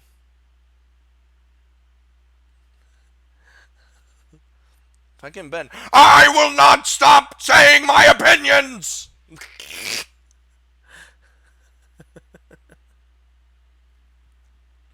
Oh my god. Little Drag Race. No, I just decided to play it because people were kept talking about it. The 7th week marked a change in this stupid routine of ours. But by then, we were already no longer meeting at our workplace. Instead, we would simply meet directly at our hotel room, which means that we could see each other at a more appropriate time than in the middle of the week. And I would no longer have to pay for her fees as well. At this, I found very shady indeed. Because the reason we only saw each other on Thursday was because she worked on only on that particular day, but that doesn't make sense, does it? I'd say about halfway, question mark? Fucking little drag. I just like how Ben just, I will not be silenced! And he just keeps going. Luda, help. How's she able to persist for herself? Or subsist for herself? If she only works once a week, sure, she may have another job somewhere, or more like she definitely must have. But every time I ask her, she simply denies it, and I won't go out of my way to get an answer out of her. I don't care enough for that to happen, but it's still nagging me somehow. Back to our, because we can only have the, oh boy. I entered our room nonchalantly like I always did, and she was waiting for me on the couch at the far back of the room while looking at her phone like she always did. Oh, you brought us food. You're so diligent. I hope you didn't forget the fork this time around. We are in the weirdest relationship. Wait, why is her... Oh, did she get a black eye? Wait, she throws herself at the bags I was carrying like a bundle of energy that she is. Yeah, see? What happened? I said that because somebody got triggered. I feel that I'm eating something solid for the first time. And what are you eating? It better not be chicken. I'll kill you. Luda was like dying from his stomach yesterday because undercooked chicken. Hey, this is my lunch, you idiot. You say this, yet there are 2 bags. Tee. You're so not honest with yourself. Man, she's such a kid. Just bread. Bread! Luda! Eat a chip sandwich! Your fork is in the... Wait a minute. Yeah, see it? Huh? Where is it? She doesn't look my way. She's too engrossed in searching of the content in the contents of the bag, frantically with question marks hovering over her head. Or at least that's what she's trying to make me think. I dropped my keys and jacket on the floor right then and there. I took her right arm forcefully, enough to so for her expression to contort in pain. With my right hand, I pushed her chin upward to see the features of her face. What is it? We're not even in bed yet. You're so naughty today, tee-hee. Hee-hee. Oh God, Lolly! No, Lolly! Don't be here, Lolly! It's over! Oh no! So I can die all over again. This game is just going downhill real quick. She says teasingly, "Shut up!" She stops speaking instantly by my powerful words. I softly brush around her left eye with my thumb. Her eye closes instinctively by the touch. Even if she applied makeup to hide it, it's still very much visible. I don't remember having done this to you. Who did this? Oh, Lord. It's nothing, really. It doesn't hurt, see? What do you mean it's nothing? It's still a fucking black eye. She pushes 2 of her fingers against the corner of her black eye, and though the words say otherwise, she still looks in pain the moment she applies pressure to the skin. Answer me! She simply looks down, almost ashamed of herself. Instinctively, I try to put my hand on her waist to comfort her somehow, but the moment my hand touches her body, I see her grimace slightly. Oh, I take her skirt and lift it up without minding destroying the damn thing, and sure enough, there are dark marks all over her waist and belly. Whoa! It's just makeup, Cap. Oh my God. Marks that only a man could have done. Answer me, goddammit! Who did this to you? Hey, you don't have to stay, Bukkake. It's fine. Oh my God. Well, she thinks carefully about her next words. You know, sometimes clients get out of hand and... Which one? I'll kill them! I don't know him. It was the first time I saw him. I don't remember his face. My grip on her tightens up the more words she adds. Isn't it your employer's job to make sure things don't happen in the first place? Even if that's the case, doesn't change the fact that I have a black eye, right? Wow, okay. I need some, I was about to make a minor racist joke involving my dad, but I don't think this game has the right atmosphere for that. It's got a different kind of atmosphere. Ben! I want to know why I'm fucking on Steam! Why is this shit on Steam? He's like on his fucking like podium. He's just going. We must stop all the video games! Please, let's just not talk about this, alright? I want to enjoy myself. I've literally been waiting for today all week. All week, huh? I didn't answer back, nor did I look away. Yeah, sorry, I can't watch this kind of content. Thanks for the warning. See you later. Okay, bye, Lolly. I'll see you later. I was lost in thought. I didn't understand why I was so frustrated. It was uncontrollable. And I know I shouldn't act illogically, but doesn't mean you know something.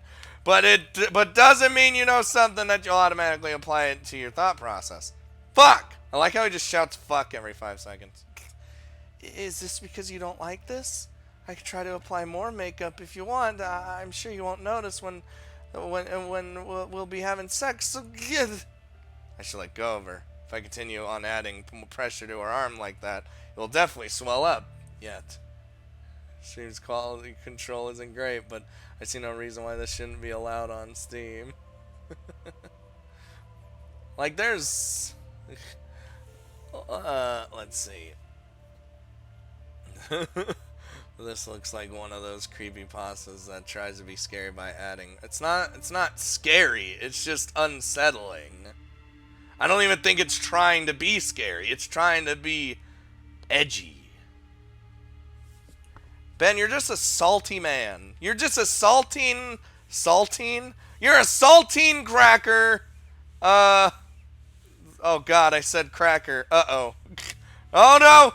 It's okay. I'm white too. No. You're a salty 18-year-old man who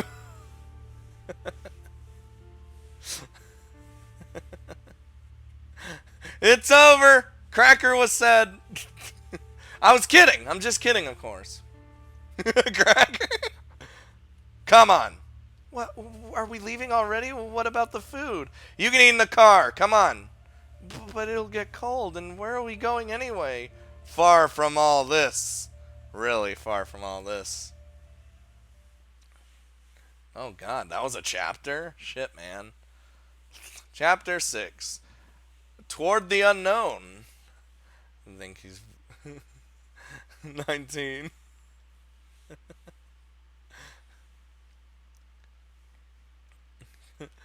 Cracker. Chris, I don't think Chris is here anymore, but he should tell you guys his fucking t-shirt idea. Oh, it's the best. It was on impulse. It had already been 2 hours since we left the hotel. Oh, alright. I was driving in the middle of the night, not knowing still where this road was going to lead us. She had stopped talking and asking me questions for a while now, only looking through the window motionlessly. She still hasn't touched her food yet. She was mad, maybe? It was too dark for me to really see her expression from the angle of her face. Still, I was curious about her thoughts right now. She, who never showed her true colors, what lay underneath her carefree and good-natured demeanor? Maybe something like me? But her silence was too good to be true. Soon her mouth started moving again. I know, it's just usual Twitch chat response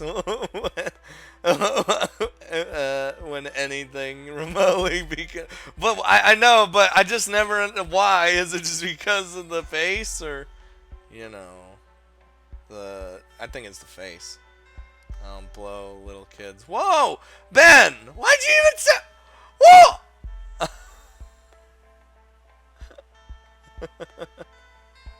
God damn it. Jesus. Ben, calm down. Listen. There's like way worse games. It's way worse games out there, alright? That are, in fact, not banned in any way, shape, or form. And the game is fucking weird. Okay, you can barely hear the music. Fine. There you go. Yeah. Okay, no, we'll do that. It just was really loud at some point. It was killing my ears. Wait, no. A little bit lower than that.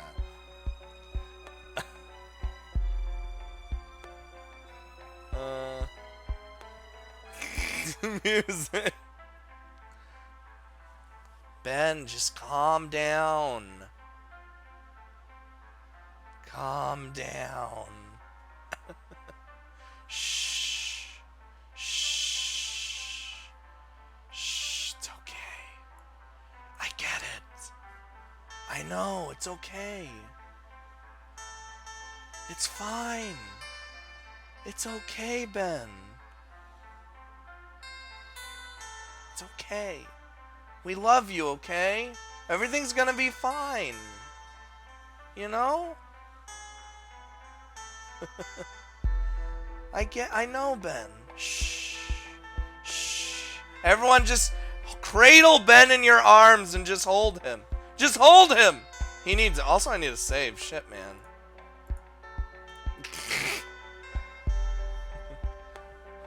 And give Sayuki pets, too, because... He needs them for reasons.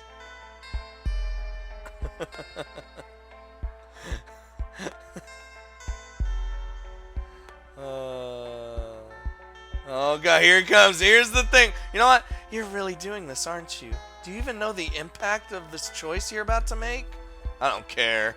Then why are you doing this? If you don't care, I'm doing this because I can't stand seeing you like this anymore. That's why. Don't you understand that this life of yours is not worth living? If this continues on like this, they're going to what? Kill me? Break me? Why should you care? Shouldn't you be rejoicing? After all, you hate me. Shut up!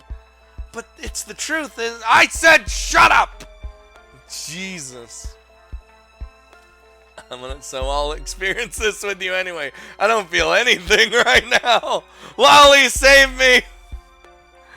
No, it's just a kinetic visual novel, so there's no choices, Luda. I shout at her. I didn't want to have this conversation. I didn't even know the answer myself. All I knew is that I needed to get away as far as possible. As soon as possible. Is this because you feel responsible? Is that it? Then I'm going to clear things up once and for all. This has nothing to do with you. It never had. This has always been my father's fault to begin with. This is not your responsibility. You understand? Uh-oh, Karma's here with the rip bits. We need more rip bits in our life. I'll be the one judging that. They are the mafia, Tim, and I owe them a lot of money. If I disappear like this, they're going to pursue me and find me. And if at that time you're there with me, they're not going to let you off easily. They're going to... She stopped talking. From the corner of her eye, my eye, I could see her tears rolling down her cheek uncontrollably. As if the thought of my death alone was enough to make her cry.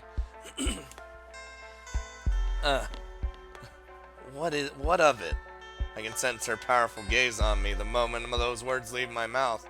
Anger. Something I've never seen throughout her features, no matter how I treated her, has now been triggered by those simple and trivial words. Don't you understand how dangerous this is? They're going to kill you! You have a girlfriend, don't you? Which, by the way, you've totally been cheating on her with me. So you're, like, even more deplorable. And the job you worked hard to obtain? If you persist in trying to save me like this, you're going to throw away everything you've been trying to build your whole life. You can't sacrifice all this for something as stupid as... Anyway...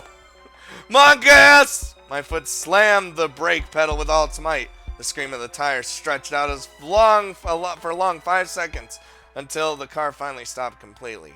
I then leaned on her, unlocked the door, and opened it in one single motion. Well, if you don't like it, then get out! We're still close to a bus station. You can probably manage to return to the city before morning. I've made my decision, and I don't plan for you to understand it.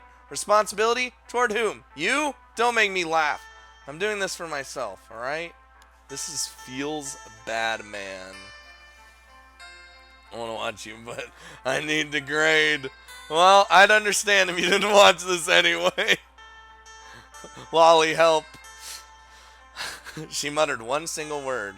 Liar. Rich, how stupid can you be? I ain't fucking lying, you dumb bitch! A girlfriend? Job? Life? I have no interest in those fucking things. Damn, I always felt completely empty. All this fucking painful life of mine has always been one big recurring joke. No, I've been wanting this kind of opportunity all my life. It just so happens that it's tonight. Now or you follow me and become my partner in crime, or you get the fuck out and return to that hell you proudly call your life. Jesus. Whew. Whew. Oh my god. This fucking guy. She looks me in the eyes the same way she always does when we're doing the diddly. She has no smile. She has no expression. She has no happiness. With happiness. The purity with which she's always been looking at the world around her is nowhere to be found, as if it was always but a fleeting illusion. This is the real her. She doesn't shift her cold gaze from me while closing her door slowly. I've waited for this my whole life, and there's no way I'm going to let it get away from me like this. Let's go. Alright, we're good. 51 viewers! Why are 51 people watching me? Why are you watching this dangerous, elite dangerous? Those are her words. Powerful, without any hesitation. I don't say anything back. I'm not able to. Her determination seems dangerous somehow. So I just unconsciously started driving again, as though this whole conversation never took place. I break eye contact with her to focus on the road. Is this maybe what they call eloping? It's exciting. Tee. Hey, her black eye's gone! The moment my eyes fall back on her, she has the most beautiful smile I've ever seen in the world. Oh, god damn it. Chapter 7. Eloping isn't the word. Alright, we're good.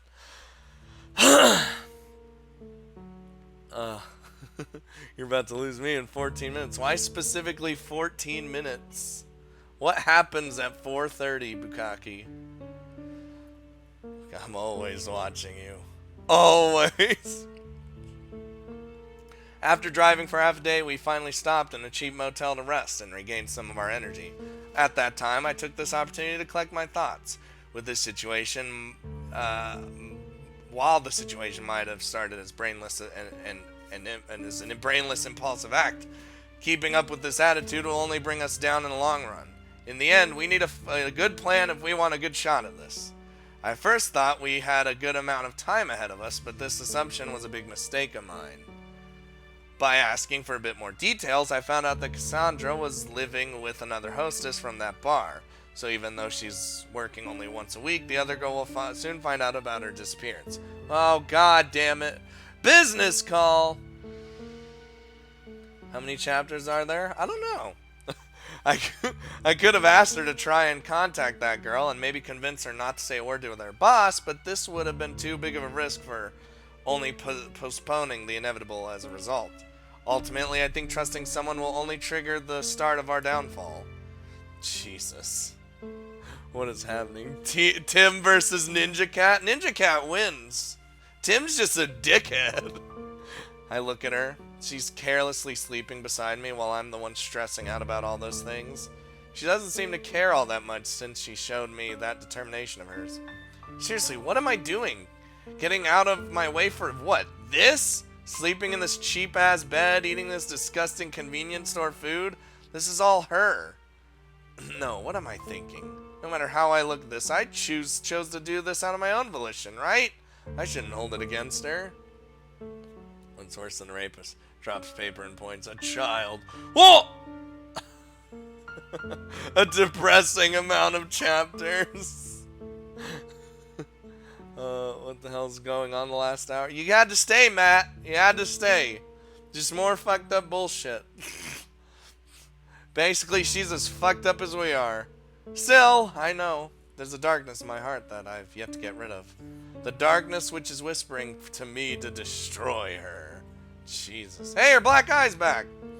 So, did you choose where we're going, my love? Oh my god, she says shamelessly the moment we enter the car.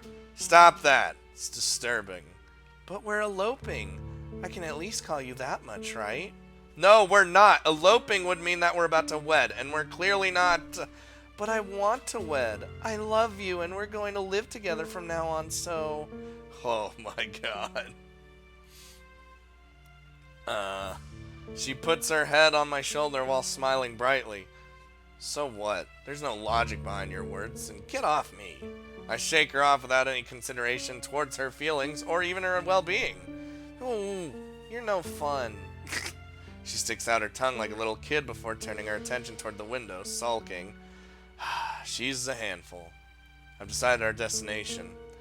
I've thought about it a long time, and what do you think of Las Vegas? Ah? Who wants Las Vegas?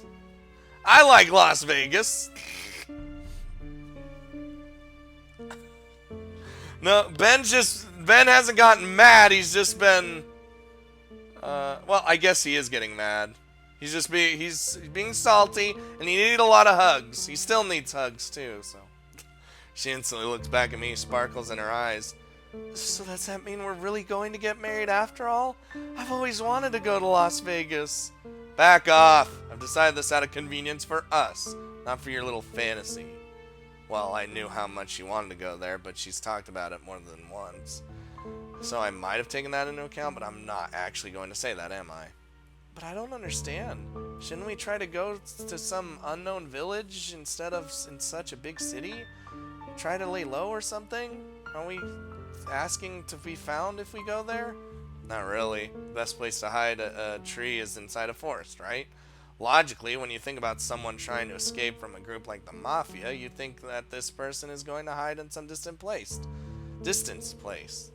Far away from civilization. Las Vegas. Overused. Cyberwolf. Everyone give Ninja Cat head pats. That's exactly how his pursuers are going to think too. So naturally, they're going to first search those uncivilized areas. You understand where I'm going with this, right? Yeah, but while it does look good on paper, doesn't mean it'll go smoothly. That place is known to be run by criminals, right? So it shouldn't be too far-fetched to think they have ties to our pursuers. If we're going to a small place, village or whatever, we're going to attract a lot of unwanted attention. They all know each other in those places, you know. And look at us! Not what we could call countryside people, are we? I want them to kill themselves and end the game. It's not the cops are here. I must tell them I am Catherine. Insert name here, occupation, student, teacher. Alright! Be safe! Don't... God damn it, True Fox.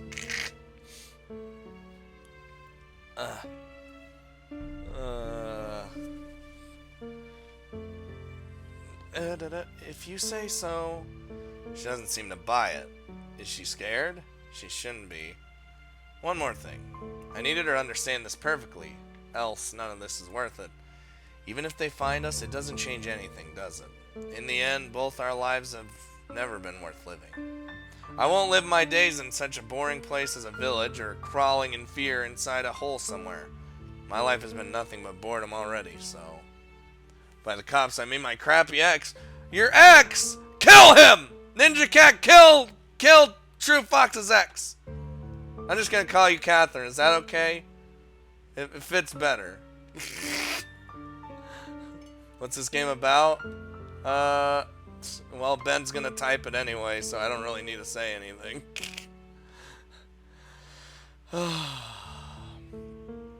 She looked at me clueless. Let's try and have some fun, shall we? She regains that smile of hers so naturally. A beautiful, pure, and bright smile. That smile that I would have done anything to destroy before. I was now the source of its existence.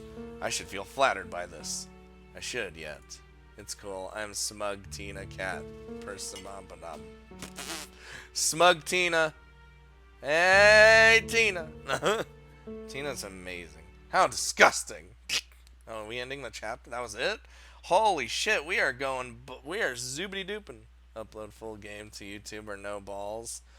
Uh, I mean, there have been people that have put it on YouTube, so if you age restrict it, it's fine. Literally.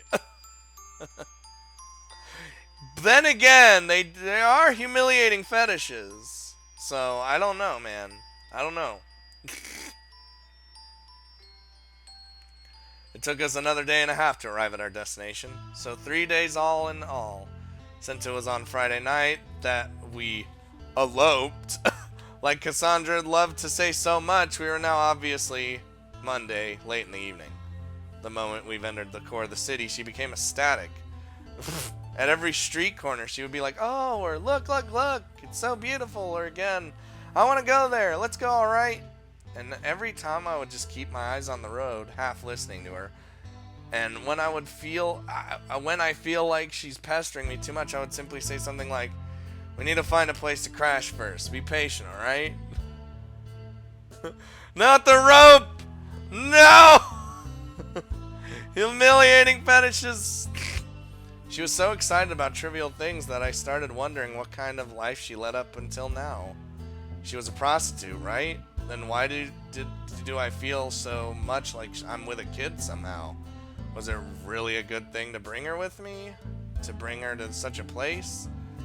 One thing we didn't have to worry about, though, was our budget. I had lots of economy from my old part-time job as well as my current one. Well, current might not be the case anymore, but whatever.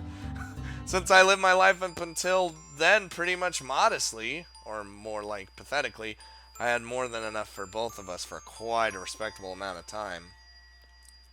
Fuck is this game? It's the slots! Oh man.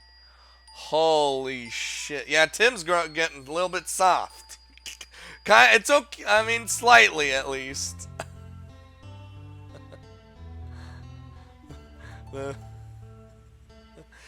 Oh my god. This is just... Obviously, the first place we decided to hit was the mandatory casino. I mean, that's pretty much all there is to see, so... We drank a lot, and I mean a lot.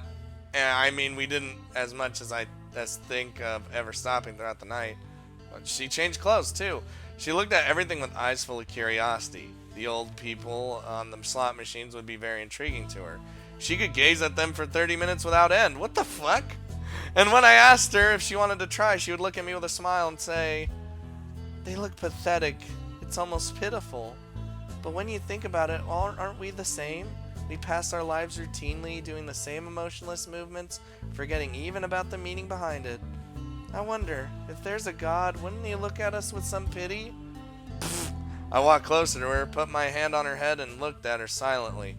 I wanted to somehow comfort her, but no word came to mind. That's when she continued. Last few chapters are disappointing me. More melancholy than dark at this point. Well, we're not done yet. No one can catch me. Dude, if you get thrown a master ball and it fucking bounces off or just gets dodged, it's wrecked. Riggedy wrecked. No, except YouTube. Oh, God. Ooh, I need to stretch. Hold on. Ugh. As long as we're together, let's not do this, alright? I want this to be special. Us. You don't need to force yourself. You don't need to love me. But at least make sure we never forget, alright? Never forget the reason we're here right now. Alright. I promise. Oh, God. I took her by the hand and led her throughout this maze of bright and colorful machines, but was it a good thing to ascertain her wish? I mean, not forgetting the reason why we're here would mean we would all be always fearing to be found, always running. Or maybe that's what she wanted. I don't know, man. She would always look at me with great interest while playing blackjack.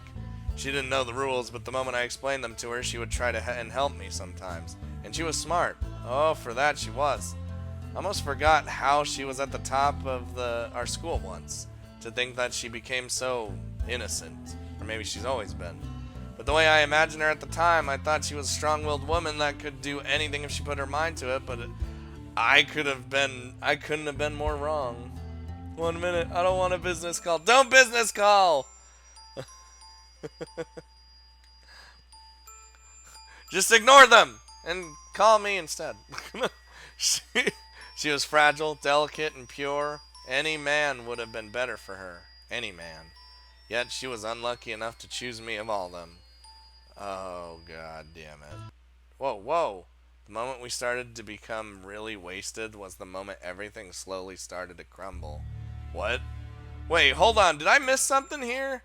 No, I didn't. I thought it like went to the next chapter, but it didn't. I had to go to the washroom because of the alcohol, obviously. And the instant I got out of it, I saw her speaking with another man. Whoa. What is happening? Well, okay, she wasn't speaking to him more than he was trying to hit on her, but whatever. Her eyes were different than when she's with me.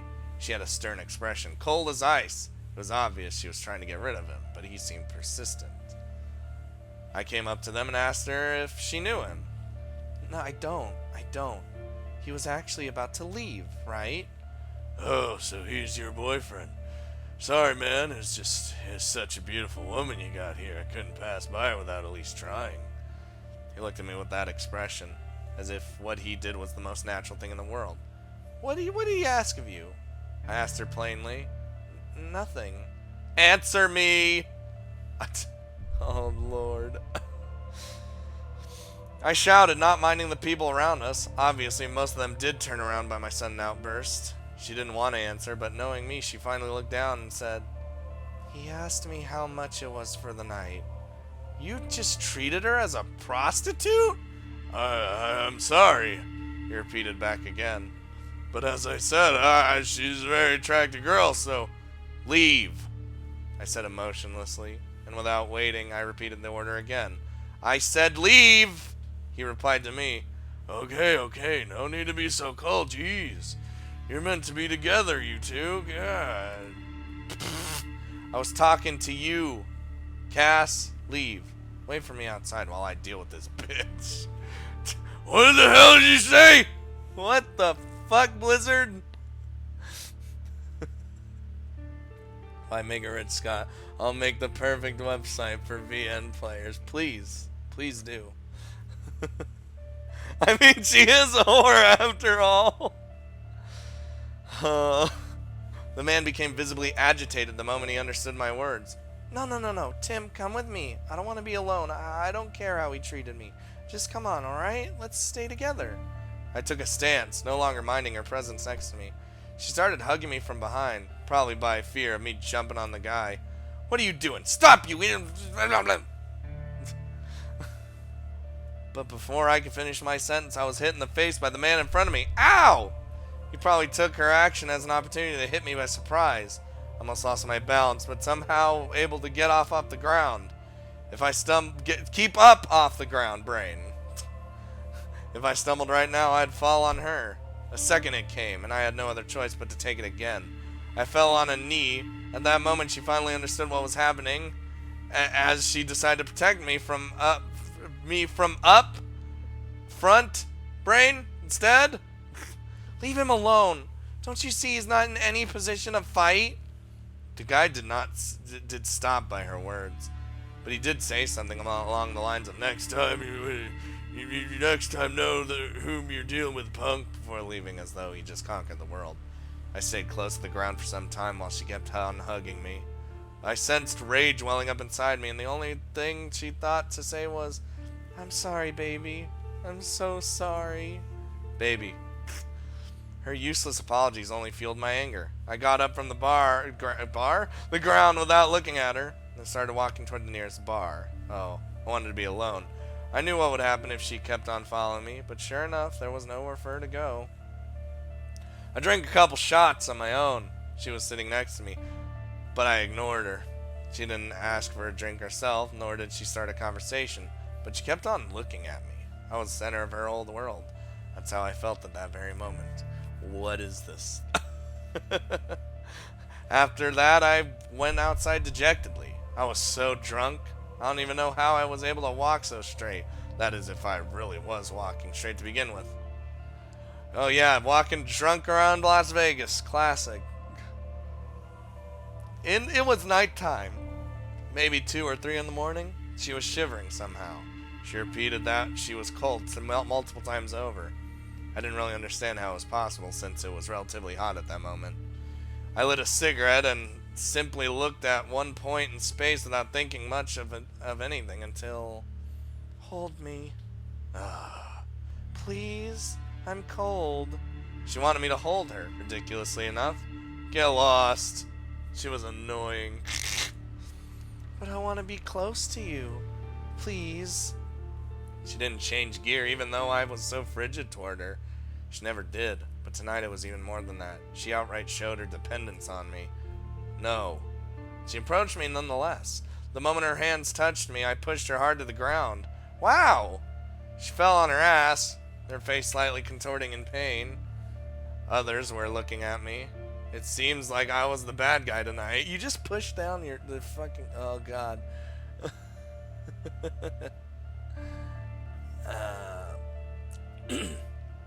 Excuse me. I couldn't care less. I didn't feel anything. I looked at her emotionlessly. She staggered back to her feet, and when she did, she kept her smile on her face, only looking at me. She walked again toward me and said, Again.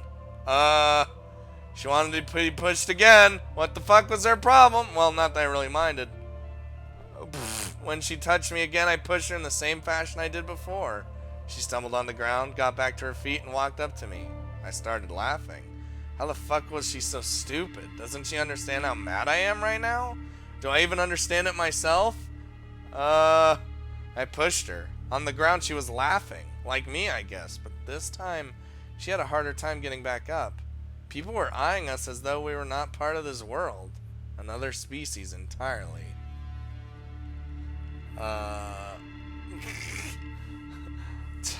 You're such an airhead sometimes. My anger had totally dispersed thanks to her stupid act. I helped her back on her feet and we entered the casino anew. Yeah, this girl, I mean, both of these characters have problems. She was happy. She had locked arms with me and she was holding me so tight I had no other choice but to leave her to her own devices. We walked past a multitude of tables, all of which had different ways of carelessly losing your money. She took notice of one in particular. I want to try this one. Give me 20. Alright. I gave it to her happily, somewhat intrigued by her sudden desire to play a game. Since we've got here, she's always simply looking my way, happy to see me gamble with no interest in participating herself. But she puts the chip, the gave her onto the number 0. Wait, you know how this works, right? Yeah, what of it? You know you only have one chance out of 37 while playing this. Sure. Oh. What is happening in chat right now? Discussions, I assume? The roulette started turning and turning, and soon enough the little ball slowly slowed down to a stop inside one slot in particular. It was hers. And sure enough, that slot wasn't the number she... Wait, what? Yay, I won, babe! How the fuck is this fucking possible, fuck? Yeah, I know. Less than 3% and still more than 0. But still. Did we just win the... She had won a little bit more than $700. Nice! I could go for some $700. She wanted to give it to me, but I didn't accept. Even if she didn't necessarily work for it, it feels as though she used a lot of her unused luck to win it. She bought us 2 bottles of wine and we finished the night at our hotel. She was... Oh god, don't... She was on top of me? Oh god, don't even do this scene with me right now, please. Aren't they supposed to be wasted as shit? Kinda. She looked at me with those passionate eyes of hers. She had a letter opener in her hands. Oh, Jesus! It was lying around on the bedside table, I think. The moment she noticed it, she took it hastily as though she had a great idea. To stab me! She then said, I want to write my name on your body with this. Can I? Alright! No. I said, sure! Whoa!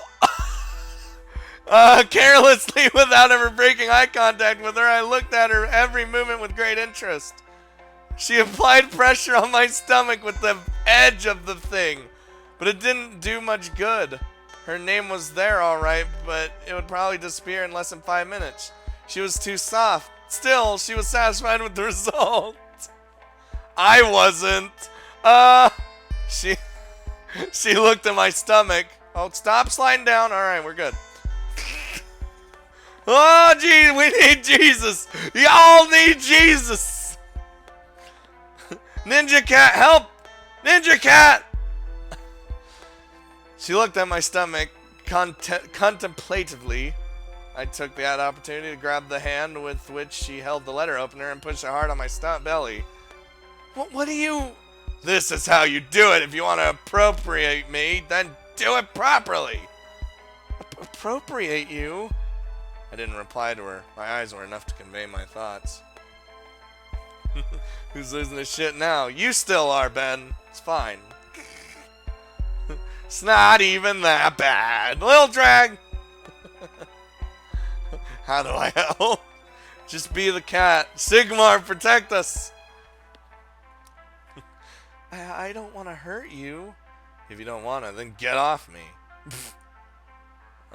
Right then, she cried. Right then she cried, but while doing so, she started carving her name on my body thoroughly.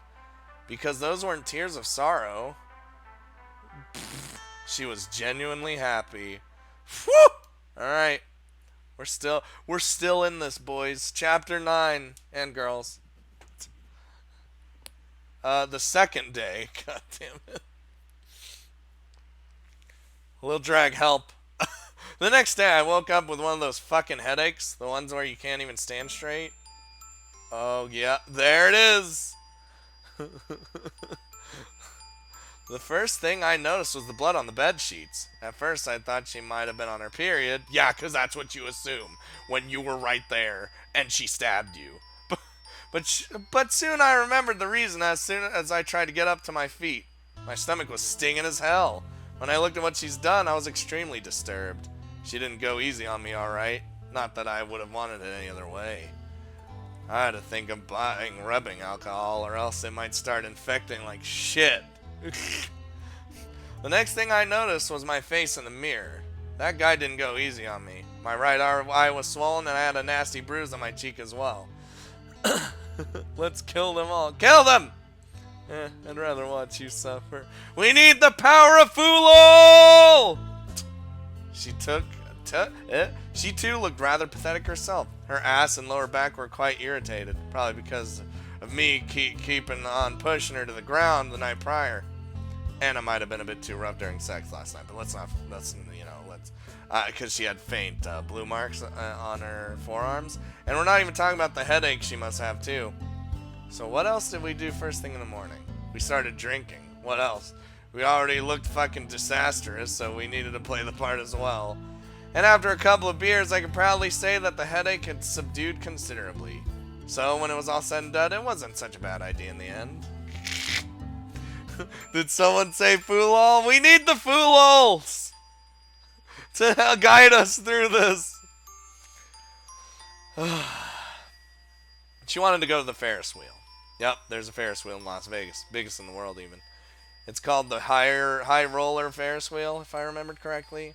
It's a huge thing that takes almost 30 minutes simply to make one complete rotation. And even though I tried to explain to her it would be the best to ride that kind of attraction during the night, she wouldn't listen to any of it. As if the damn thing would run off on its own or something. In the end, I had no choice but to comply with her nagging demand.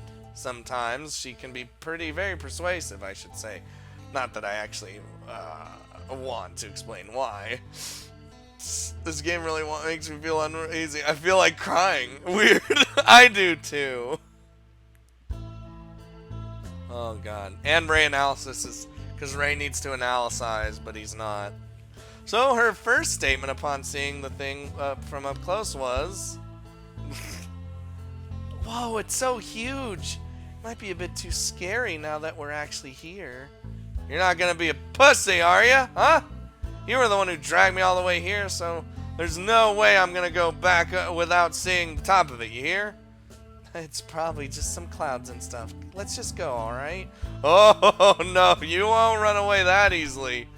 I put my arms around her hips and bring her close to me. She's become pretty much my prisoner the moment I got a hold of her. What are you doing? Let go! Let go! I don't wanna! Oh, you sure you want me to let go? She blushes the moment she hears my words and finally says faintly as though she's surrendered. No, please keep holding me like this. Power of help analysis. In the end, she did ride it, but she sat on me the whole time. Since it's the biggest Ferris wheel in the world, the passenger cars are quite spacious indeed. The advantage being that we can stand and walk from one side to the next, but the downside is that we're forced to ride it with strangers. And that, in and of itself, is a deal breaker. Deal breaker! The idea of even riding it was scaring the shit out of her earlier, but now she's completely engrossed in the view, pointing toward things we've seen on our way here, or making comments on things she thought was bigger and whatnot. I wonder if she was even scared to begin with. Maybe it was all just an act to be able to sit on me the whole ride. What a sly woman. Still, she earned it the moment I bought it. Brain, wait. Suddenly, she broke her easygoingness and took a tone that she usually doesn't take. Tim, answer me seriously, alright? I'm always serious.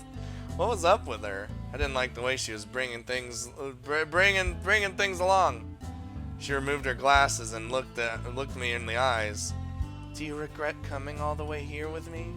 What are you saying, idiot? I was the one who brought you with me. There was no way I could regret any of it. I did warn you. You didn't listen.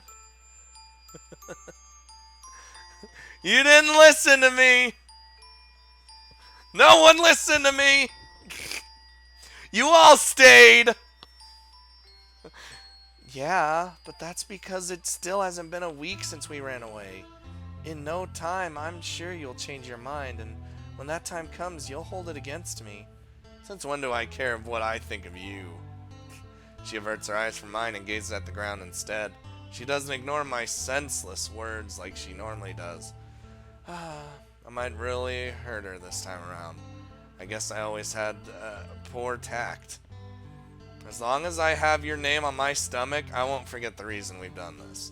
And if I forget nonetheless, you'll be the one reminding me, alright? If only I could. She takes my face in her hands. She traces every turn and corners of it before kissing me dearly. You're so gentle. You're the most gentle man I've ever known. Bullshit! And I've noticed this kindness since the first moment I laid my eyes on you. What is she saying? She must be blind, or else I'm the only man she ever looked at. No, I'm a vile, disgusting man. Anyone will sooner or later hate me, even her. I should be the one saying this to her, that she's gentle, that she's perfect, yet I say none of those things. I know the moment I open my mouth, I'll destroy this moment that seems so perfect. The story's all over the place. Oh, god damn it, chapter 10, holy shit. How many chapters? Something more cozy? Where the fuck are we, boys? And girls. Every time I say boys, I just want to stop there, but then I know that there's girls lit in chat too. So I'm like, girls. Even though for boys, I say it like kind of a general, just everybody. But, ooh. Oh my god, what is this game? Okay. Yeah, at least he's self-aware. He knows he's a dickhead. After the ride, she told me she wanted to change to a hotel room. So, I didn't understand why. Our current one was already more than enough for the little we actually used it for. But again, she pestered me, saying things like, I want something more cozy, and, I'm happy to meet you. hi! Crip and Wolf!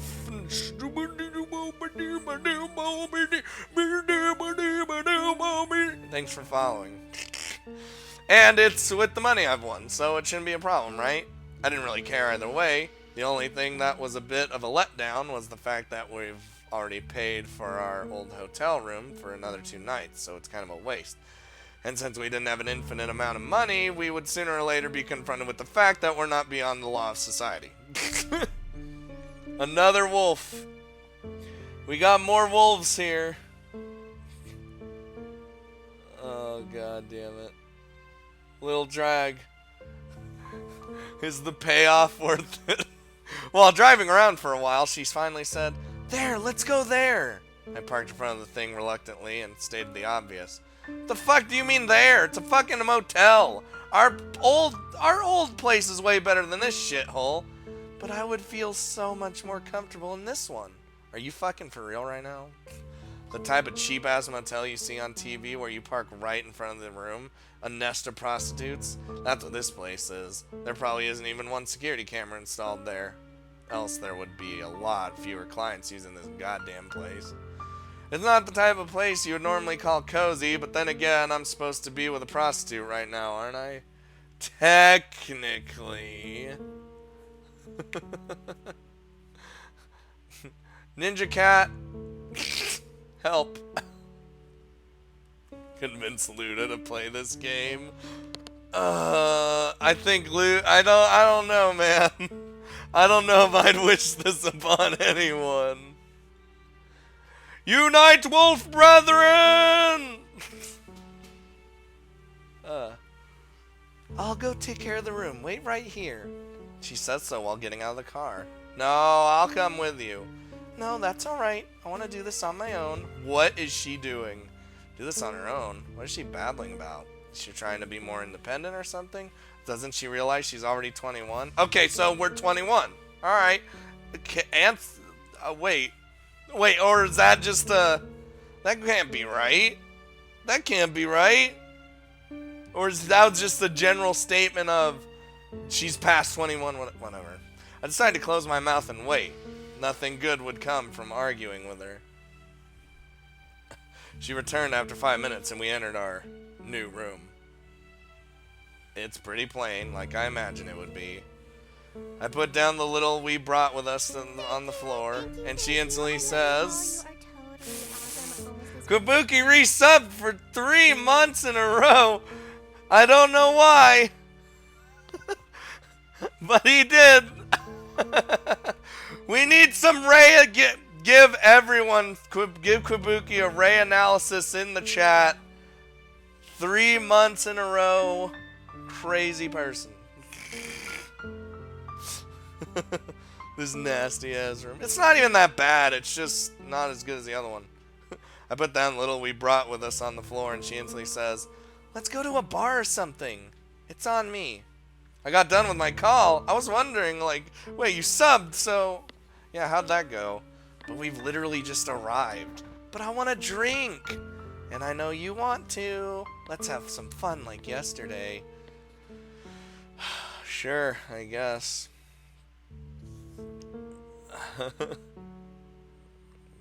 Good, I'm the main graphic designer on a political campaign. Oh no, politics. Let's have fun every day from now on. I wanted to say those words. I wonder why I forced myself not to tell them. I wonder why I forced myself to do things in a certain way.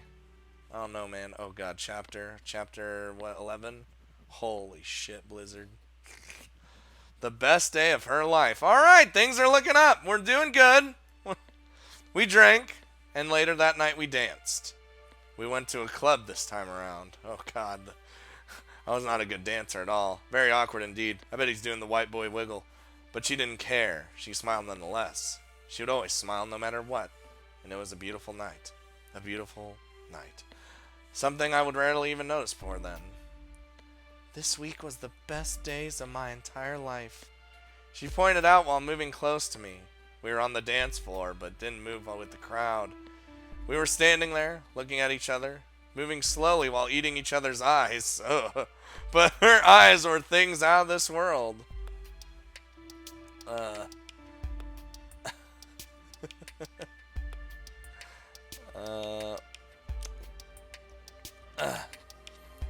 This does look like the place where you'd say these kinds of things. I look around. There are a lot of beautiful colors flashing. The music was moving us without our consent, and the ambiance gave the impression that we're on top of the world. It was a beautiful night indeed. Ooh, this music! I'm not talking about this place, she said without blinking. Nor am I talking about the city. I'm talking about you. Only you. Do you believe me? Yeah, I do. Oh, God. How could I not with those eyes of hers? Good. She kissed me deeply for a long, long time. She then muttered out something I had a hard time understanding because of the music. But you shouldn't. Well, what'd you say? She touched my lower abdomen. Nothing. I don't like any of this. She hugged me for the most part of the night. I was happy there was no accident tonight. No shouting, no pushing, I was glad. How stupid I was, not understanding that the night was yet to be over. Wait, what? We were so drunk we had no other choice but to finish the night at our old hotel room. It was conveniently a lot closer to the club we were at than the atrocious motel room we rented earlier that day. Oh my God, I don't. It was when she was taking a shower. I noticed something on the ground, a business card or something. I unconsciously took it roughly into my hands and studied it. It was a man's, and on the back it was written, "Call me." Already I was pissed. I didn't know why. She got out of the shower and dressed up. I then instantly confronted her. What the fuck is this? She glanced at the piece of paper with no reaction. I don't know. What is it? Don't fuck with me. It's written on "Call me" on the back. Who is he? I have no idea. Henry. I read the name on the card. I noticed a slight reaction on her part. I forgot to say I retract my statement about Cassandra. She's crazy, Rip. Yup. So you know him? Well, she starts off. There was a man who tried to talk to me while you were buying us a drink. He told me his name was Henry, but I didn't want to talk to him. Even less take his card. Always conveniently while I'm away. Then what is it? What is this then? I throw the card at her. I don't know. You must have put it inside my coat pocket or something. You know I wouldn't do that, babe. I started walking towards the exit. Tim, where are you going, Tim? None of your business. No, wait, Tim, you're not thinking of finding that guy, are you? And what if I am? God damn it, Tim. She instantly tries to get in between me and the door. Seeing that she can't pass in front of me, she quickly decides to hug me tightly from behind instead. Get away from me. Like, get away. No, don't leave me like this. This was supposed to be a night for the both of us. Don't you understand they're all making fun of you? I don't care. Let's drink. Let's have sex. Let's have fun together. That's the only thing that matters to me. Don't you understand that tonight is very important to me? Is she trying to control me? She is, isn't she? Trying to make me feel as though I'm so important to her, huh? Then all of a sudden a thought crossed my mind. There was no logic behind it. The booze must have been at it. Yet I was so compelled to think it's true. Is that why? I asked her as though she knew what I was referring to. Why what? Is that why you rented the other room at the motel? To meet with some other men? That's why you pushed me to drink past my limit all night, huh? Wait, no, there's no way I would do such a thing. You keep telling me this, but is that even true? You're a prostitute after all, aren't you? I don't even know you. Oh boy. I don't know her. I thought I did, but there's no way such a girl would love a loser such as myself. The moment those words leave my mouth, I see it in her eyes. I see that I've hurt her more than I ever did. Still, her hold on me never weakened, even then. It irritates me to such an extent. Get off me. She refuses still, so I shake her off aggressively. The result? She hits her head hard on the wall right next to us and she falls to the ground pitifully. Jesus Christ. I froze stiff. I didn't mean to hurt her. I instantly look back at her to make sure she's okay. Are you alright? I need to help her. Those were my thoughts until... I'm fine. Thanks. She flashes me a bright smile, even though she looks like she's quite in pain. Ben! Yeah, I have no right to help her. I tried again to direct myself to the door, but she grabs a hold of my leg in return. Please, don't go. Oh, god damn it. I try to walk nonetheless, but she puts her everything into it. The thought of shaking her off almost became a reality, but then I remembered what I just did. So instead, I just dropped to the floor and sat right next to her, defeated. She lies her head down on me as if nothing had ever happened. Yet, I still felt anger. What a kid I am. Later on, I drank the bottle of champagne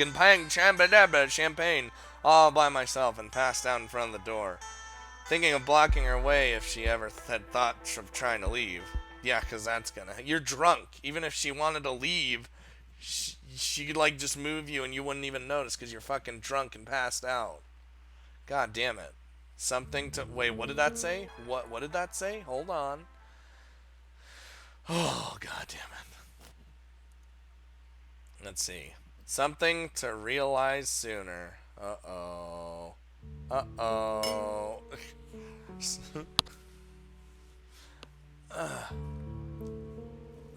Okay. Alright. The next day, I felt disgusted with myself. Not because I was hungover of any sort, no. The moment my eyes opened, I knew. I knew I did something wrong. I didn't remember all that much, probably the effect of the alcohol, but I knew nonetheless. Why was I always acting so childishly? Even if she did want to see other men, who was I to try and stop her? I knew all along, right? That she's a prostitute. She's been sleeping with men before me and will after me. Yet I'm always so...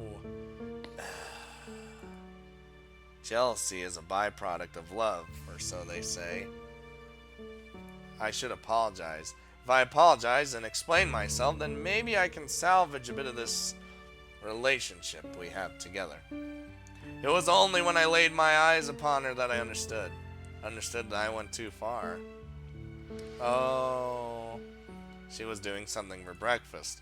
She wasn't the type to cook, so what she was doing was pretty straightforward, but when she turned around to ask me if I wanted eggs with my toast, that's when I noticed. What, was I the one? Was I the one who did this to you? She unconsciously touched her forehead by my words and looked down on her feet right after. No, baby, that wasn't you. I remember having pushed her yesterday, but what was it really that strongly? On her forehead, there was a nasty black mark. On the side of her lips, there was a bruise too, and I also noticed that she had difficulty walking, even though she was trying so hard to hide it. Then I remembered the voices inside of me, pushing me, almost pleading with me to destroy her. I went too far. Now I realize it. All of this. We can't go on like this anymore. If we continue even for a night longer... Hi, Stravinsky! How's it going? You here to get fucked up with us too? 'Cause that's how it's going. I might really kill her. Oh, don't say that. Even though I brought her here to protect her from them, I now realize that I was the one she should have been protected from. I need to end this. Maybe if I act quickly enough, maybe it isn't too late. Where's your phone? My phone? Why would you need my phone? I need your phone now. I don't have it with me. It must be with the things we brought to the motel. Then I need to go find it. Wait, we could do that later, right? No, right now. You're in the hospital again? What happened? What happened, Stravinsky? I might not have the courage later. I reach for my keys, but she embraces me tightly before I do. This actually surprises me enough to lose my balance and fall on the bed. She falls on top of me. She proceeds to kiss every inch of my face without end. Every time saying, I love you, I love you, I love you. I need to go. Yet she didn't budge. I love you, I love you, I love you. She decided that this situation would lead us nowhere. I can't show affection, not now of all times. Not wanting to hurt her any further than I already did, I get up to my feet while lifting her and keeping her close to my arm. It's like a piggyback, but in reverse. She has her face on my chest. I can feel her I feel my shirt getting wet from her tears. I have her ass in my hands to support her, and I'm actually kind of happy with the situation since I very much liked her ass. New problems with heart and bones? Whoa! What do you mean? What? Are you okay? What is happening? Oh, Jesus. Oh, God. I walked her all the way to the car in this position, not minding the breakfast she did for both of us. She didn't want to let go of me, but everything has an end, doesn't it? The ride to the motel was a silent one. She was looking at the sky, completely devoid of expression. What is happening to her? Is there something she doesn't want me to see at the motel? Not that I mind, really. She has every right. I can no longer try to control her. I can no longer. Oh. We got out of the car, and surprisingly, she led the way. She unlocked the door and opened it for me. As soon as we entered, I directed myself to our bags. I took both our phones and walked back to her. Hope Stravinsky's gonna be okay. Sorry, I need to do something alone. Wait here for me, will you? She didn't answer. She looked at me with those eyes. Those eyes that I almost forgot about. Her darkness met mine. I tried to ignore her and pass by her, but she didn't let me. Move. Say, do you love me? She finally asked it. She never did before, but now she did. I don't have time for this.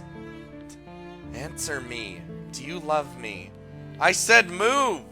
I lifted my hand at her mechanically, and she didn't cower. She didn't blink. She didn't fear me at all. It didn't work. Well, sure it didn't. It didn't because I would never hit her. Do you love me? I don't have a choice, do I? Yes! Yes, I do. A dark smile. I almost read that as a dank smile. A dank smile. Enough to throw your life away for me? Yes. I say so with complete certainty. I see. Her smile disappears. I try to move again, but she blurts out something unexpected the moment I do so. Let's go back to the other hotel room. Let's have one last night, then you could do whatever you want. Sorry, but I can't. What I'm about to do is because I love you, Cassandra. She bites her lips hard before turning her eyes to me. She tried. For that, she tried to smile, but couldn't, which created this expression in between happiness and complete despair. She's why so serious. Tim is not a smart man. You said it. You finally said it. My full name. Oh. Didn't I ever call her by her full name before?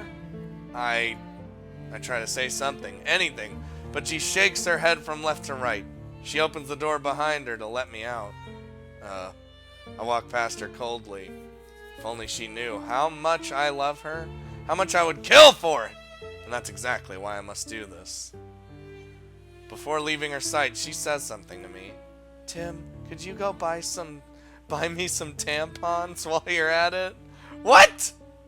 I look back at her. She regained her smile as though all of this was just an act.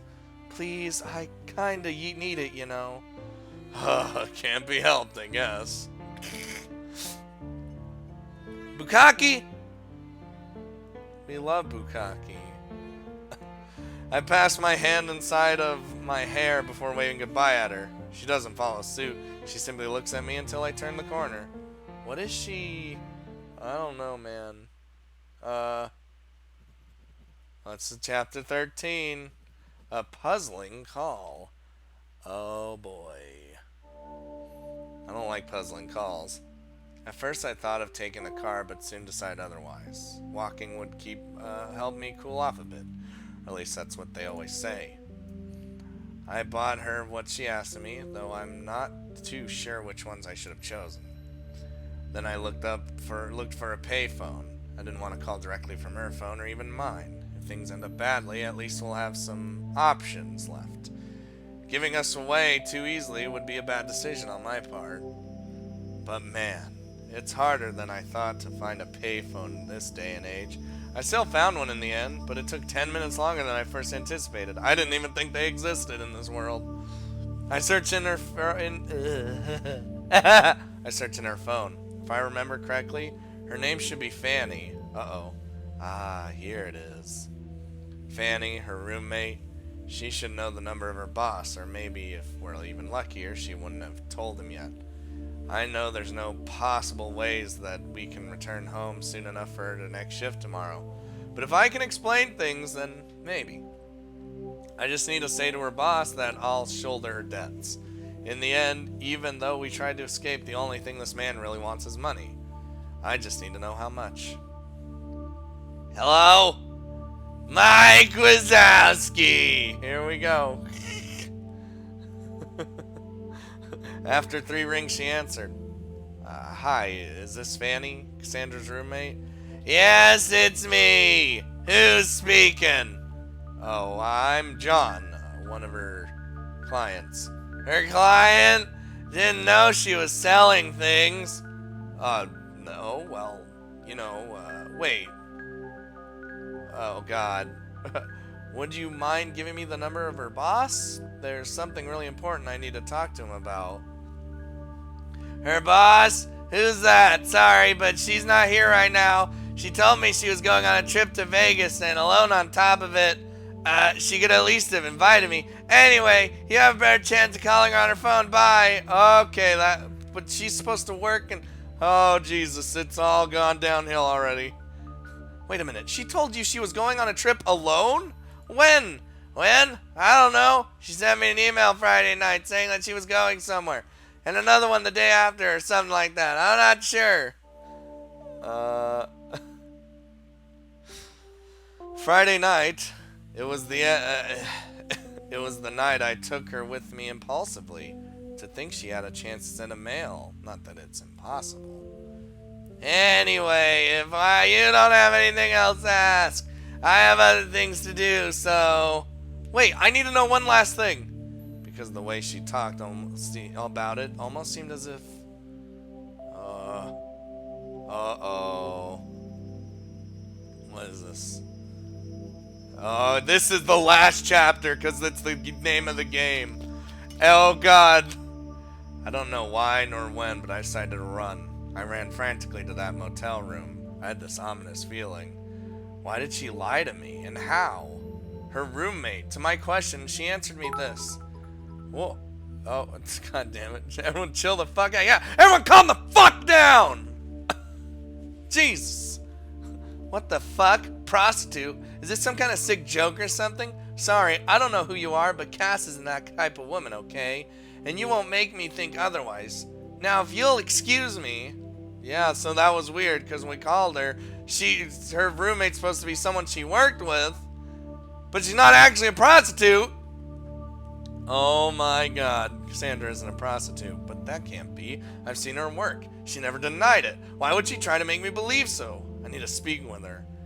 But how can I even confront her? And why did she lie to me? I feel anger well up inside me. I know. I'll ignore her until she can't take it anymore, and when she does, I'll force her to tell me everything. The best way to make her suffer without hurting her. She's so dependent on me, she won't be able to bear it for long. Soon enough, she'll tell me everything, and then she'll ask me to forgive her. With this way, she always asks me everything. Those eyes, that smile, her lips, her everything, I'll accept, of course, but she will feel indebted to me. That's why I'll ask her. That's when I'll ask her to... Why did I try to separate us? I don't understand anything anymore. Why did she lie to me? Why am I this way? Why am I scared? At least I'm in front of the door. Or at last I'm in front of the door. I'm about to open it when I notice something strange. A bag. A plastic bag has enveloped the door's handle. I almost rip it off, but stop midway. Maybe there's a reason why it's here? Also, I have no time in dealing with something so annoying. I open the door with the bag still on the handle. Okay? I look down. I need to ignore her. Need to ignore her. Alright, I walk extremely slowly until I'm in the middle of the room. For some reason, I start trembling. That's when something on the table takes up my attention. I reflexively fixate on it. Whoa! It seemed it started raining. Of course it did. There must have been holes in the shitty ceiling since it started leaking on the table of all places. Wait a hoozle. Alright. I'm sorry.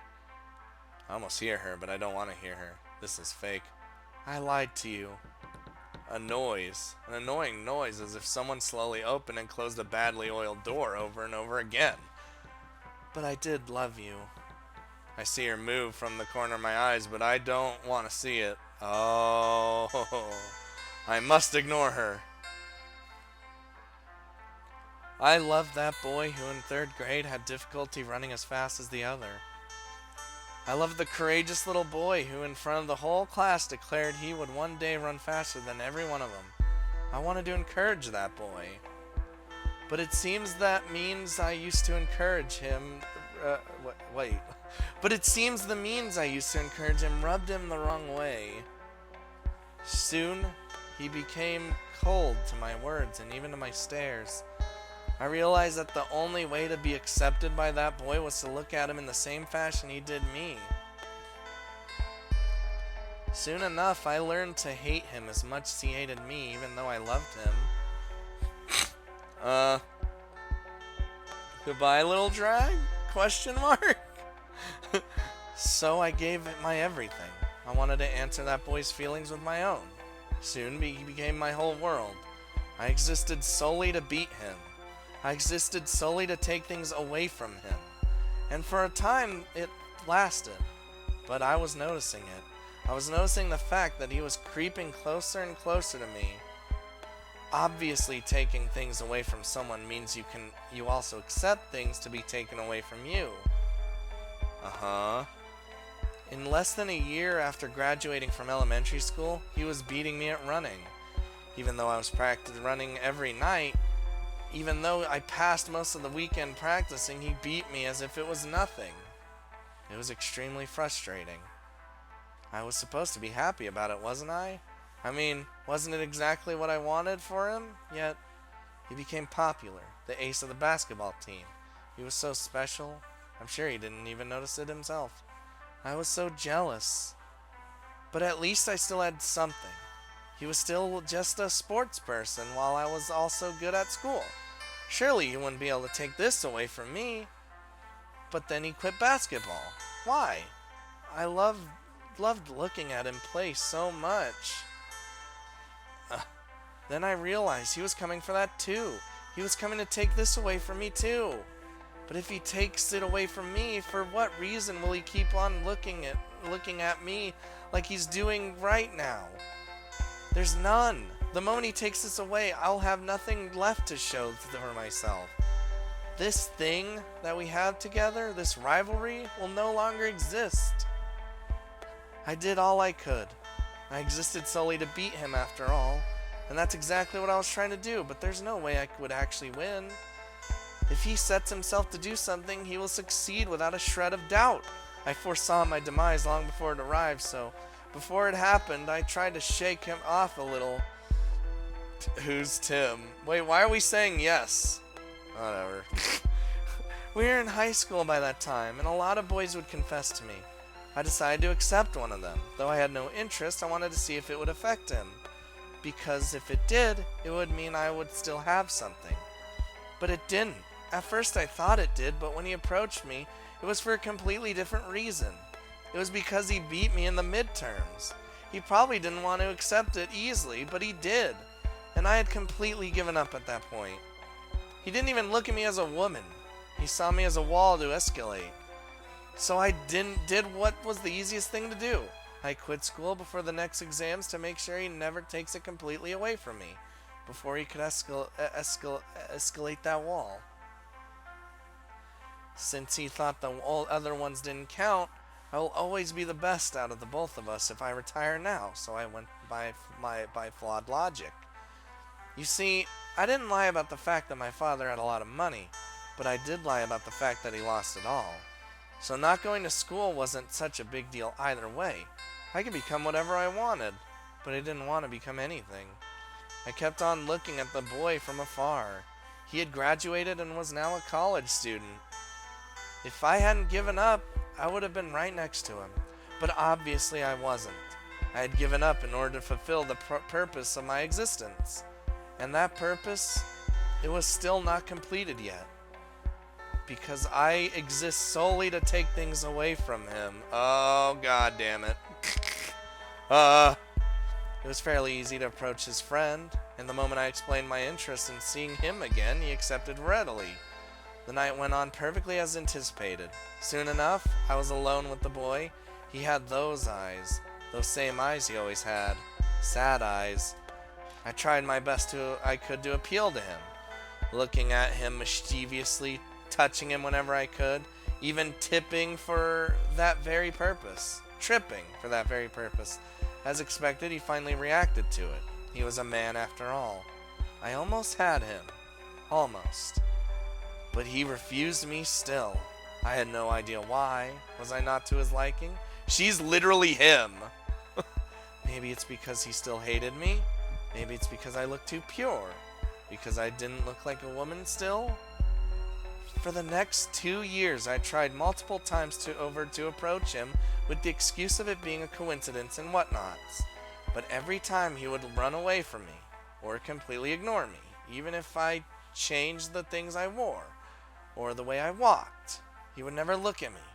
I was nothing in his eyes. I almost gave up. Then I noticed that sometimes he would get out of his way to go to a certain bar to meet with one of his clients. A hostess bar. Instantly, I had the idea. Why not? I knew he sometimes came on Thursday, so as long as I'm able to work on that day, I'll eventually be able to meet with him. And he would no longer be stopped by his guilty conscience, seeing that I'm a hostess of all things. He would surely give in with enough appeal. Oh God. I wanted him to look at me as a woman. I wanted him to want me. I wanted him to suffer, like he made me. So I started working at the bar only on Thursday, in wait for him. And contrary to some belief, I could choose if I wanted to lay with a client or not. On the third week, he finally came. I noticed him right away, and sure enough, I made sure to serve him. I played with his hair, teased him, and smiled brightly whenever I could. He finally cracked, and after that night, I had him. From then on, it was a piece of cake. He was so gentle, too gentle. That was his downfall. I created a story to go along with the fact that I'm a prostitute in order to stir up compassion from him. And on our 7th meeting, I even beat my own self up to make him react irrationally. Oh, that's right. Since the very beginning, it was all my fault. I manipulated him, played with him, and planned this whole ordeal. I'm so disgusting. Then he brought me to Las Vegas. Every time he would disappear for a minute or two, I would start up a conversation with complete strangers. All of this to make him jealous, and it worked more often than not. Then I even dropped a business card on the floor. A fake business card, and he was pissed. He shouted at me and drank himself to sleep. And while he slept, I hit myself on one of the walls, just so that he could think he'd done it himself. And just now he said it to me. He said he loved me. I made him love me. A gentle boy, and I exist solely to take things away from him. How horrible I am. Let him wish he had never crossed paths in this world. I took away his job, his girlfriend, almost took away his life. Now, let me take away his love. Yup, here we go. I crushed the paper in my hand. Frustration like I've never felt before. The rain has now become frantic. I can no longer control it. I look at her. She's moving ever so slightly. Yup, I knew it. I fucking knew it. But this movement is out of her control because it's the fault of this damn cord. This damn cord which is tied around her neck. There are so many things I need to tell her. So many. But only one comes out of my mouth. You stupid liar. Jesus Christ. I had a feeling that she was like just fucking with him the whole time. I was like, she's totally just another him. Just, ooh! This music! Alright. Well, that happened.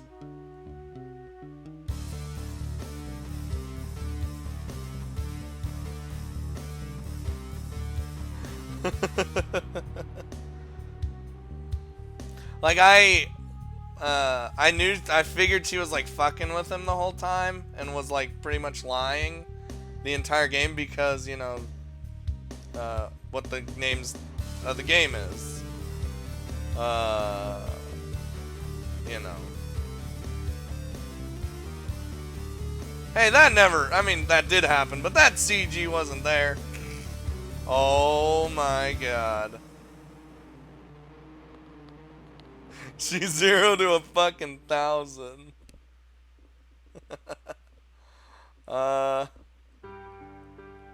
Wow.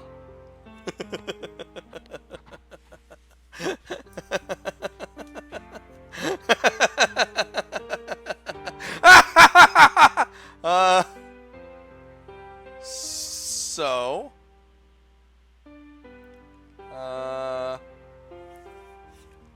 Well, yeah, like, you know, the suspicions were there that she was just fucking with him. Like, before I even started the game, I thought it was gonna be like, I figured it was gonna be like, he hates her, but like, but she's the same way the whole time. And he's like, she's just like, I'm gonna take everything away from you. How's that, motherfucker? That's what I figured the game was, and it turned out that way. So, there you go. Oh god, here goes Ben on his fucking high horse. I told everyone! I knew everything! Like, every time, dude.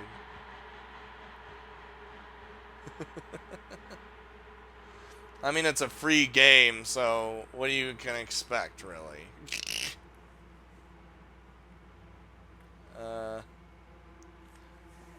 This game's bogged down by crappy writing and unrelatable and unlikable characters. Oh, the characters were not created to be likable at all. Or relatable. Guaranteed. Guaranteed.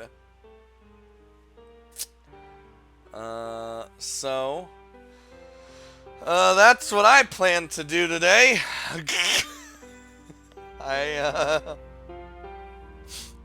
I hope you guys enjoyed. And, Rez, you could have made way more clips if you were here earlier.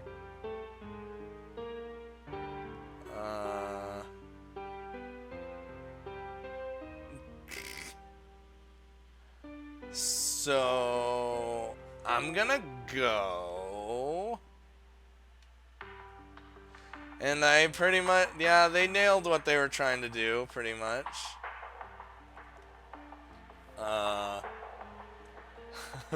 So I think I'm just gonna go and die or something. I don't even know what a fucking fuck is Lucid 9, Ben. Settle down. No one knows what the fuck Lucid 9 is. Praise baby Jesus. Tomorrow, either tomorrow or the next day, I'm going to be releasing the finale of Episacava. That's coming. And then more Fruits of Grisea. By the way, I'm starting to realize that probably all my theories in that route are completely right. So, fuck me. I don't want to be right at all. And, I will, see you guys later. Have a good one. Good that you had this journey with me. Totally worth it. It was worth just fucking seeing Ben freaking out. It was worth it seeing everyone freaking out in different ways. Kazan is following now. Little, you know. So, good night, everybody. Have fun doing whatever it is. I might play some, like, I might just do a leveling session with my Orc Warrior and fucking WoW. I don't even like Horde, but I'm just playing it, so. I'll see you guys later.